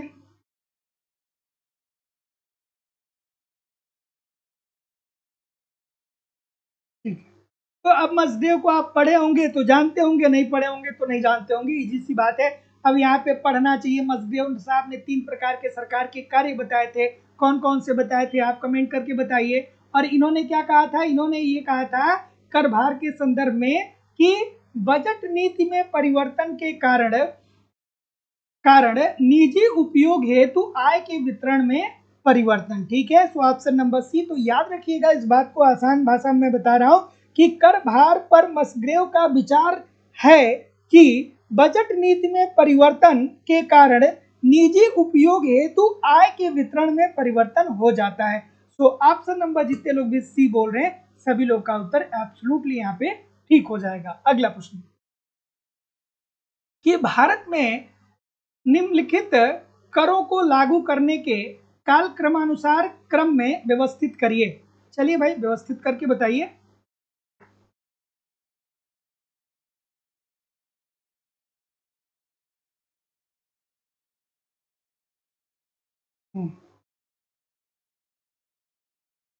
और जो लोग भी एप्लीकेशन पे एडमिशन ले रहे हैं, आप स्क्रीनशॉट जरूर सेंड कर दीजिएगा मुझे। ठीक, बताइए। तो देखिए, अगर जो हम लोग आयकर की बात करें, आयकर की अगर जो हम लोग बात करें, तो ये जो अवधारणा आती है, ये 1860 सॉरी ये 18 हाँ ठीक है 1860 में आती है आयकर की अवधारणा। फिर उपहार कर की अगर जो बात करें तो 1958 में। सेवा कर बिहार में कब आया? 1984 में। और बैंकिंग रोकड़ लेन देन की अगर जो बात करें तो ये कब आता है प्रकाश में? तो ये आता है आपका 2005 में। तो क्या उत्तर आएगा भाई? तो जितने लोग भी ये बोलेंगे कि सर जी दूसरा, चौथा, पहला और तीसरा, सभी लोग का उत्तर यहाँ पे बिल्कुल ठीक हो जाएगा। सबसे पहले नंबर पर आयकर की अवधारणा 1860 में ही आ जाती है। दूसरे नंबर पे 1958 में उपहार कर की बात होती है। उसके बाद सेवा कर बिहार में 3 प्रकार की सेवाओं पर कर लगाया गया 1994 में, और बैंकिंग रोकड़ लेन देन 2005 में। तो ऑप्शन नंबर ए। अगला, कोलिन क्लार्क ने दावा किया कि विश्व के अधिकांश देशों के लिए कराधान की सुरक्षित उच्चतम सीमा क्या है? बताइए भाई। देखिए, इजी सी बात है, को एक लाइन में बता रहा हूं, हमेशा आप याद रखिएगा। कोलिन क्लार्क ने कहा कि देखिए भैया, जो सरकार है ना, उसे राष्ट्रीय आय का 25% ही कर के रूप में वसूल करना चाहिए, कर वसूल करना चाहिए। अर्थात कोलिन क्लार्क ने दावा किया कि विश्व के अधिकांश देशों के लिए कराधान की सुनिश्चित उच्चतम सीमा जो है वो राष्ट्रीय आय का 25% होना चाहिए। अर्थात कोलिन क्लार्क ने कहा कि आप कर उतना ही वसूल करिए जो आपकी राष्ट्रीय आय का 25% हो, ना ही इससे कम और ना ही इससे ज्यादा। अगर आप इससे कम या इससे ज्यादा करते हैं तो इससे मानव कल्याण में कमी आती है। Option number C. अगला, कि कर अपवंचन को रोकने के लिए वर्ष 1956 में भारत के लिए कॉरिडोर ने आयकर के पूरक के रूप में किन करों का प्रस्ताव रखा था? इंपॉर्टेंट है। क्या उत्तर? और पूरा ऊर्जा लगा दीजिए, पूरी ऊर्जा है ना। जिंदगी में जो सबसे ज्यादा जरूरी है वो क्या जरूरी है? नौकरी जरूरी। आप सफल हो ये जरूरी है, क्योंकि जिंदगी में कहीं कुछ है नहीं। आप 10-20 हजार रुपए किसी से उधार मांग लीजिए, फिर वो क्या करेगा? अगर जो 10-20 हजार रुपए आप किसी से उधार मांग लेंगे ना और 6 महीने नहीं देंगे ना, तो पूरा जीवन भर इधर उधर कहता फिरेगा कि उसने हमारा उधार लिया, दिया ही नहीं, चाहे वो आपका कितना भी सगा क्यों ना हो। लेकिन एक बार मेहनत करके नौकरी पा गए तो भाई 80 हजार से शुरुआती 60-70-80 हज़ार रुपए से आपकी सैलरी की शुरुआतें होगी हर महीने में, और उसके बाद जब तक रिटायर होंगे तब तक पता चले करोड़ों करोड़ों रुपए मिलेगा, क्योंकि उस समय तो मुद्रा की वैल्यू चेंज भी होगी ना। तो खूब मेहनत करिए, अपने ऊपर मेहनत करिए, इधर उधर की बातों में नहीं फंसना है ना, क्योंकि आज के समय में सब अपने अपने पे परेशान है। आपका कोई क्या कर लेगा? आप अपने भविष्य का निर्माण खुद ही कर सकते हैं, आपके अलावा आपकी जिंदगी को कोई नहीं बना सकता है। तो आप क्या करिए, अपने ऊपर ध्यान दीजिए, इधर उधर की बातों में क्या करना है, नहीं रहना है, अपने ऊपर ध्यान दीजिए। निश्चित तौर पे जिंदगी खूबसूरत होगी, बेहतर होगी, बशर्ते मेहनत करिए। चलिए, क्या उत्तर आ रहा है भाई? हाँ, एक कह रहा है, कोई कह रहा है कि कोई देगा भी नहीं। हाँ, 10-15-20 हज़ार कोई देगा भी नहीं। ठीक है भाई, चलिए क्या उत्तर आ रहा है? तो ऑप्शन नंबर ऑप्शन नंबर जितने लोग भी डी बोल रहे हैं कि सर पूंजी लाभ कर, संपदा कर, वार्षिक कर, व्यक्तिगत व्यय कर और उपहार कर। अब देखिए, इसके लिए अगर जो आपने कॉरिडोर को पढ़ा है तो जानते होंगे, नहीं पढ़ा है तो नहीं जानते, इजी सी बात है। तो option number D according to the question this is the right answer हो जाएगा। इसीलिए मैं आप लोगों से बोलता हूँ कि देखिए यार, थियरी की क्लास आप लोग एप्लीकेशन पे जरूर पढ़ा करिए। इकोनॉमिक्स के अलग अलग बैच यहाँ पे आपको मिल जाएंगे, और सभी बैचेज में एक क्रम से आपको आपके सिलेबस के अनुसार सभी कंटेंट प्रोवाइड किए जाते हैं, ताकि कम समय में आप बेहतर ढंग से इकोनॉमिक्स को सीखें, समझें और सफलता सुनिश्चित करें।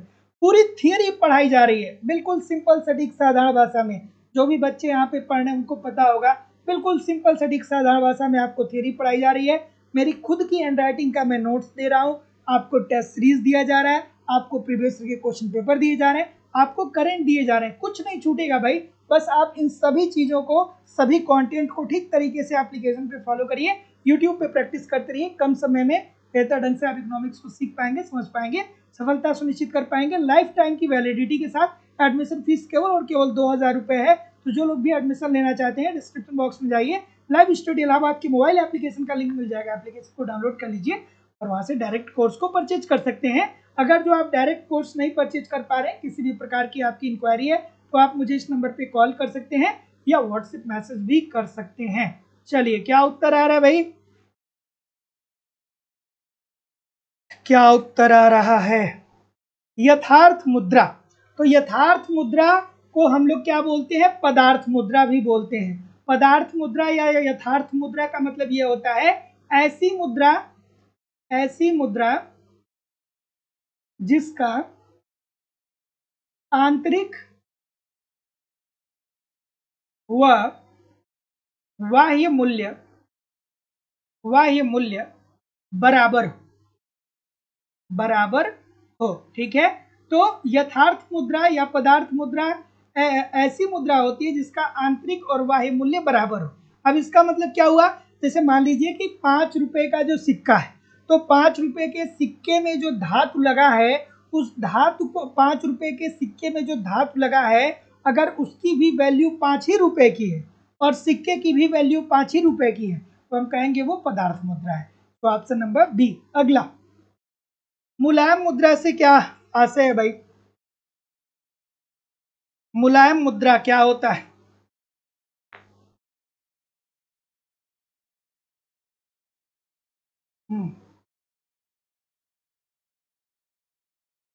देखिए, अब यहाँ पे दो बातें पता होनी चाहिए। एक, मुलायम मुद्रा क्या होता है, मुलायम मुद्रा, और दूसरा कठोर मुद्रा। कठोर मुद्रा, ये दोनों पूछा जाता है। तो मुलायम मुद्रा का मतलब ये होता है जिसे आसानी से प्राप्त किया जा सके, जिसे आसानी से प्राप्त किया जा सके, और अंतरराष्ट्रीय बाजार में इसकी मांग कम होती है लेकिन पूर्ति ज्यादा होती है। इसे हम लोग क्या बोलते हैं? मुलायम मुद्रा बोलते हैं। और कठोर मुद्रा ऐसी मुद्रा होती है जिसे आसानी से आप प्राप्त नहीं कर सकते हैं। ठीक है, इसका अंतरराष्ट्रीय बाजार में मांग ज्यादा होता है लेकिन इसकी पूर्ति कम होती है। जैसे हम का बात करें अमेरिकी डॉलर की, ठीक है, और मुलायम मुद्रा में हम भारतीय रुपए की भी बात कर सकते हैं। तो ऑप्शन नंबर जितने लोग भी सी बोल रहे हैं कि जिसे आसानी से प्राप्त किया जा सके, तो ऑप्शन नंबर सी अगला, कि मुद्रा के मूल्य का क्या अर्थ होता है भाई? मुद्रा के मूल्य का क्या अर्थ होता है? ठीक, तो मुद्रा के मूल्य का अर्थ क्या होता है? जैसे मान लीजिए 10 रुपए की नोट है, इसकी वैल्यू अलग है। 100 रुपए की नोट है, इसकी वैल्यू अलग है। 1000 रुपए की नोट है या 2000 रुपए की नोट है, इसकी वैल्यू अलग है। सबकी वैल्यू अलग अलग है कि नहीं है, बताइए? सबकी वैल्यू अलग अलग है ना। तो 10 रुपए की वैल्यू अलग है, 100 रुपए की वैल्यू अलग है। आप अगर जो मान लीजिए कि मार्केट में जाते हैं केला खरीदने के लिए, और केला आपको 100 रुपए दर्जन मिल रहा है, तो या तो 10 10 रुपए की 10 नोट दीजिए, 10 10 रुपए की, या तो 10 नोट दीजिए, या आप क्या करिए 100 रुपए की एक नोट दीजिए, ठीक है। या आप जब 2000 की नोट देंगे तो वो आपको 1900 वापस भी करेगा। तो इसका मतलब क्या हुआ कि मुद्रा का मूल्य अलग अलग होता है। तो मुद्रा की इकाई की वह क्रय शक्ति जिसके द्वारा उपयोगी वस्तुओं की सुनिश्चित मात्रा प्राप्त की जाती है, बिल्कुल ठीक है। क्रय शक्ति 10 रुपए की क्रय शक्ति अलग, 20 रुपए की अलग। वस्तुओं की वह मात्रा जो सामान्य रूप से मुद्रा की एक इकाई द्वारा विनिमय से प्राप्त होता है, बिल्कुल ठीक है भाई, ऑप्शन नंबर डी अगला, कि स्मार्ट मुद्रा क्या होता है? स्मार्ट मुद्रा क्या होता है? स्मार्ट मुद्रा क्या होता है भैया? स्मार्ट मुद्रा क्या होता है बताइए, क्या होता है स्मार्ट मुद्रा? तो देखिए डेबिट कार्ड हो गया, क्रेडिट कार्ड हो गया, ठीक है, आपका एटीएम कार्ड हो गया, ये सब के सब आपके क्या हो गए, स्मार्ट मुद्रा हो गया, ठीक है। तो ध्यान रखिएगा कि क्रेडिट कार्ड को स्मार्ट मुद्रा क्यों कहते हैं? इसलिए कहते हैं कि आप देखते होंगे ना, बहुत सारी क्रेडिट कंपनियां आती हैं और कहती हैं कि क्रेडिट कार्ड ले लीजिए, क्रेडिट कार्ड ले लीजिए, आपको पैसे की जरूरत नहीं है, आप हमसे इतना उधार ले सकते हैं, ठीक है। कहीं भी जा करके आप क्या कर सकते हैं, खरीदारी कर सकते हैं। आप बस इस एटीएम टाइप का वो क्रेडिट कार्ड रहता है उसे रख के रहिए। तो इसे ही हम स्मार्ट मुद्रा कहते हैं। इसमें क्या होगा, में क्या होगा, एटीएम भी आएगा, क्रेडिट कार्ड भी आएगा, तो option number B, debit card भी आएगा, सब आएगा। अगला, कि द्रव्य की आपूर्ति अगर जो यथावत रहे और यदि द्रव्य की मांग में वृद्धि हो तो क्या होगा भाई? द्रव्य की आपूर्ति यथावत रहे, अर्थात द्रव्य की आपूर्ति यथावत रहे और द्रव्य की मांग में वृद्धि हो जाए, अर्थात ये किसकी बात कर रहा है, थोड़ा ध्यान से देखिएगा। अब देखिए द्रव्य की पूर्ति, इसका मतलब मुद्रा पूर्ति। अर्थव्यवस्था में मुद्रा की पूर्ति क्या है, स्थिर। अर्थव्यवस्था में मुद्रा की पूर्ति स्थिर है। यदि द्रव्य की मांग में वृद्धि हो जाए और अर्थव्यवस्था में लोग मुद्रा की मांग को बढ़ा दें तो क्या होगा? तो ऐसी स्थिति में जब मुद्रा की मांग बढ़ जाएगी तो बैंक क्या करेगा कि ज्यादा ब्याज पे ऋण देगा, ब्याज दर में क्या आ जाएगी, वृद्धि हो जाएगी। तो जितने लोग भी बी बोल रहे हैं सभी लोग का उत्तर यहाँ पे बिल्कुल ठीक होगा, इजी सी बात है। अगला, समझ में आई बात ना, कि अगर जो अर्थव्यवस्था में मुद्रा की पूर्ति स्थिर है, मतलब कोई नई मुद्रा अर्थव्यवस्था में नहीं डाली जा रही है, लेकिन फिर भी उस अर्थव्यवस्था में मुद्रा की मांग बढ़ जाए, जैसे मान लीजिए कि लोग अपने बच्चों की शादी करने के लिए या बच्चों को पढ़ाने के लिए या इलाज के लिए मुद्रा की मांग को बढ़ा दें, अर्थात ऋण को ज्यादा मांगे, तो जब लोग ऋण की मांग ज्यादा करेंगे तो जाहिर सी बात है कि ब्याज दर में क्या आ जाएगी, वृद्धि आ जाएगी। अगला प्रश्न, कि मुद्रा का मांग किसके स्तर का व्युत्क्रम है? मुद्रा का मांग किसके आय का व्युत्क्रम होता है भाई? तो इजी सी बात है भैया, m is equal to 1/p होता है, m is equal to 1/p, यही तो होता है ना। इसका मतलब मूल्य, मुद्रा का मूल्य और मुद्रा का मान एक दूसरे का क्या होता है, व्युत्क्रम होता है। मुद्रा के मूल्य या मुद्रा का वस्तुओं के सापेक्ष क्या हुआ, कोई दिक्कत? ठीक है, बच्चों वाली बात है, यहाँ रुकना जरूरी है क्या? मुद्रा का मान उसके स्तर का मूल्य का व्युत्क्रम होता है, क्योंकि आप देखते हैं कि अगर जो अर्थव्यवस्था में मुद्रा की पूर्ति बढ़ती है तो कीमत स्तर में क्या आ जाती है, कमी आ जाती है। मूल्य का मतलब क्या होता है, कीमत, ठीक है। जब अर्थव्यवस्था में, फीसर को पढ़िए ना, फिर अगर जो अर्थव्यवस्था में मुद्रा की पूर्ति बढ़ती है तो क्या होगा इससे, इससे वस्तु की कीमत बढ़ती है, और जब वस्तु की कीमत बढ़ती है तो मुद्रा की जो वैल्यू होती है, मुद्रा का जो मूल्य होता है वो कम होता है।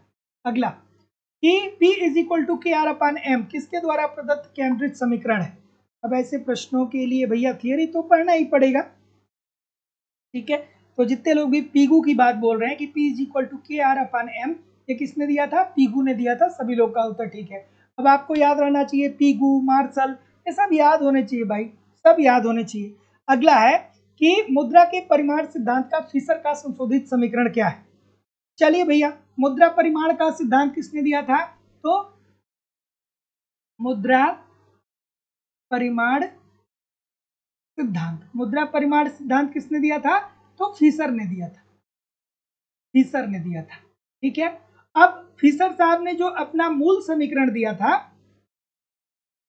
मूल समीकरण जो दिया था वो क्या दिया था, मूल समीकरण इनका था mv is equal to pt। लेकिन फिशर साहब ने जो समीकरण संशोधित किया, वो संशोधित करके क्या बताया, संशोधित समीकरण इनका क्या था, वो था m dash v dash plus mv is equal to pt। ये सिद्धांत क्या बताता है, तो ये सिद्धांत ये बताता है कि जब अर्थव्यवस्था में मुद्रा की पूर्ति बढ़ती है तो मुद्रा की पूर्ति बढ़ने के कारण कीमत स्तर में 2 गुने की वृद्धि हो जाती है, और मुद्रा की जो वैल्यू है, मुद्रा का जो मूल्य है वो आधा हो जाता है। अब अगर जो आपने फिशर को नहीं पढ़ा है, नहीं जानते हैं, तो भैया आपको मुद्रा समझ में आएगा ही नहीं, मुद्रा आपको क्या होगा, समझ में आएगा ही नहीं। तो PT is equal to M B plus M dash B dash, option number B. तो मुद्रा परिमाण का सिद्धांत किसने दिया था, फिशर ने दिया था। किस पुस्तक में दिया था, the purchasing power of money में दिया था। मूल समीकरण क्या बताया था, M B is equal to PT. संशोधित समीकरण क्या बताया था, M dash B dash plus M B is equal to PT. क्या बोला था, बोला था कि मुद्रा की पूर्ति में अर्थव्यवस्था में अगर जो वृद्धि होती है तो कीमत स्तर 2 गुना होगा और मुद्रा का मूल्य आधा होगा। लेकिन बात के जब अर्थशास्त्री आते हैं तो इस आधार पे इनकी आलोचना भी कर देते हैं, कहते हैं कि भैया ठीक है, आपने बता दिया कि कीमत स्तर बढ़ेगा और मुद्रा का मूल्य गिरेगा, लेकिन कैसे गिरेगा, कैसे आप कह रहे हैं कि दुगुना कीमत दुगुना होगा और मुद्रा का मूल्य आधा होगा, तो इसका कोई मेजरमेंट उन्होंने नहीं दिया, इसके आधार पर उनकी आलोचना की जाती है। फिर अब आपको इसमें पता होना चाहिए कि एम क्या बताता है, भी क्या बताता है, एम डैश क्या बताता है, भी डैश क्या बताता है, पी क्या बताता है, टी क्या बताता है। अच्छे छात्र हैं तो ये सब आपको पता होना चाहिए भाई, नहीं पता है तो पता करिए, थियरी पढ़िए एप्लीकेशन पे। अब बहुत सारे लोग को यही नहीं पता होता है कि मुद्रा की पूर्ति बढ़ेगी तो कीमत स्तर कैसे बढ़ेगा।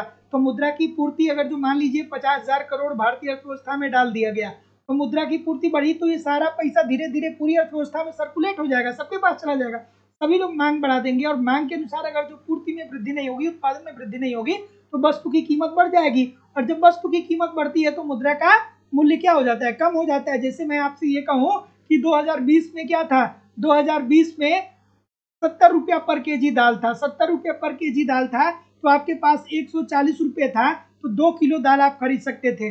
लेकिन 2025 में क्या हो गया, 2025 में अब 140 रुपया दाल हो गया है, तो अब आप 1 ही केजी दाल खरीद पा रहे हैं 140 रुपये में। इसका सीधा सीधी मतलब क्या हुआ कि जब कीमत स्तर बढ़ा है तो मुद्रा की वैल्यू कमजोर हो गई है।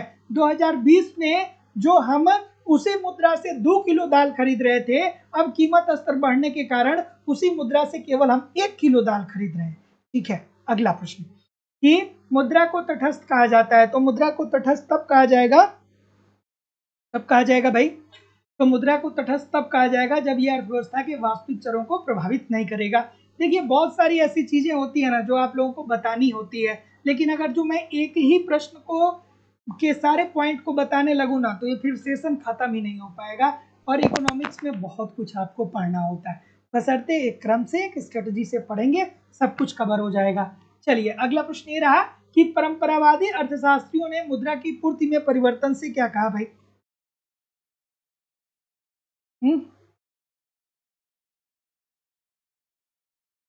अभी तो मैंने बताया ना, परंपरावादी अर्थशास्त्री अर्थात फिशर साहब क्या बोले, फिशर ने कहा ना कि अगर जो अर्थव्यवस्था में मुद्रा की पूर्ति बढ़ेगी तो मुद्रा की पूर्ति बढ़ने के कारण कीमत स्तर में 2 गुने की वृद्धि हो जाएगी और मुद्रा का जो मूल्य होगा उसमें आधे की कमी आ जाएगी, यही तो बात होगी। तो इजी सी बात है, केवल और केवल कीमतें प्रभावित होंगी। अगला प्रश्न अब आगे कोई भी प्रश्न नहीं है, कमेंट करके आप लोग बताइए कि कितने प्रतिशत प्रश्न आपके सही हुए। और आप लोगों की इकोनॉमिक्स की जो दूसरी क्लास है वो लाइव स्टडी इलाहाबाद के मोबाइल एप्लीकेशन पे होती है, जहां पे आपको इकोनॉमिक्स के अलग अलग बैच देखने को मिलेंगे और अलग अलग बैचेज में आपको आपके सिलेबस के अकॉर्डिंग एक रणनीति के तहत इकोनॉमिक्स के कंप्लीट कंटेंट दिए जा रहे हैं, ताकि कम समय में बेहतर ढंग से आप इकोनॉमिक्स को सीख पाए, समझ पाए और सफलता को सुनिश्चित कर पाए। जैसे कि आपको आपके सिलेबस के अनुसार कंप्लीट इकोनॉमिक्स की थियरी पढ़ाई जा रही है। थियरी पढ़ना बहुत जरूरी है। जब तक आप एक क्रम से पूरी थियरी को नहीं पढ़ते हैं, तब तक सभी प्रकार के प्रश्नों को सॉल्व करने में बहुत प्रकार की कठिनाइयों का सामना आपको करना पड़ता है। तो सिंपल सटीक साधारण भाषा में कंप्लीट आपको थियरी पढ़ाई जा रही है, साथ ही साथ कंप्लीट आपको इकोनॉमिक्स के नोट्स भी दिए जा रहे हैं, ताकि आप एक तरफ थियरी को पढ़ सके, दूसरी तरफ नोट्स के माध्यम से रिवीजन कर सके। आपको टेस्ट सीरीज भी दिया जा रहा है, टेस्ट दीजिए, देखिए गलती कहाँ पे हो रही है, गलती क्यों हो रही है, उसमें सुधार करिए, फिर अगला टेस्ट दीजिए, जिससे आपकी एक्यूरेसी बेहतर हो पाए। प्रीवियस ईयर के क्वेश्चन पेपर भी दिए जा रहे हैं डायरेक्टली इनडायरेक्टली, बहुत सारे प्रश्न प्रीवियस ईयर से पूछे जाते हैं और करंट की भी क्लासेस आपकी कराई जा रही है। मतलब सब कुछ कवर कराना हमारी जिम्मेदारी है। लाइफ टाइम की वैलिडिटी के साथ एडमिशन फीस केवल और केवल 2000 रुपये है। तो जो लोग भी एडमिशन लेना चाहते हैं, डिस्क्रिप्शन बॉक्स में जाइए, लाइव स्टडी इलाहाबाद के मोबाइल एप्लीकेशन का लिंक आपको मिल जाएगा, एप्लीकेशन को डाउनलोड कर लीजिएगा और जिस भी एग्जाम की आप तैयारी करना चाहते हैं उस एग्जाम का वहाँ पे कोर्स अवेलेबल होगा। कोर्स को डायरेक्ट परचेज कर सकते हैं और डायरेक्ट परचेज करने के बाद उसका स्क्रीनशॉट आप मुझे इस व्हाट्सएप नंबर पे जरूर सेंड कर दीजिएगा, या किसी भी इंक्वायरी के लिए आप मुझे इस नंबर पे कॉल कर सकते हैं या व्हाट्सएप मैसेज कर सकते हैं। आपको इकोनॉमिक्स के सभी बैच मिल जाएंगे, जैसे उत्तर प्रदेश में TGT, PGT, GIC lecturer, LT grade, Bihar में 4.0, बिहार में टीआरई 4.0, 5.0, बिहार में सेट बेट का बैच मिल जाएगा, मध्य प्रदेश में वर्ग 1, मध्य प्रदेश में वर्ग 2, मध्य प्रदेश में वर्ग 3, मध्य प्रदेश में सेट, उत्तराखंड में लेक्चरर, उत्तराखंड में एलटी, यूजीसी नेट, छत्तीसगढ़ में सेट, झारखंड में टीजीटी, झारखंड में पीजीटी, डी भी, अलग अलग राज्यों में असिस्टेंट प्रोफेसर, एनडीएस, केवीएस और अन्य परीक्षाओं के लिए भी बैच आपको मिल जाएंगे। So thank you very much everybody. मिलते हैं हम लोग कल एक नया उत्साह, नया एनर्जी के साथ। तब तक के लिए आप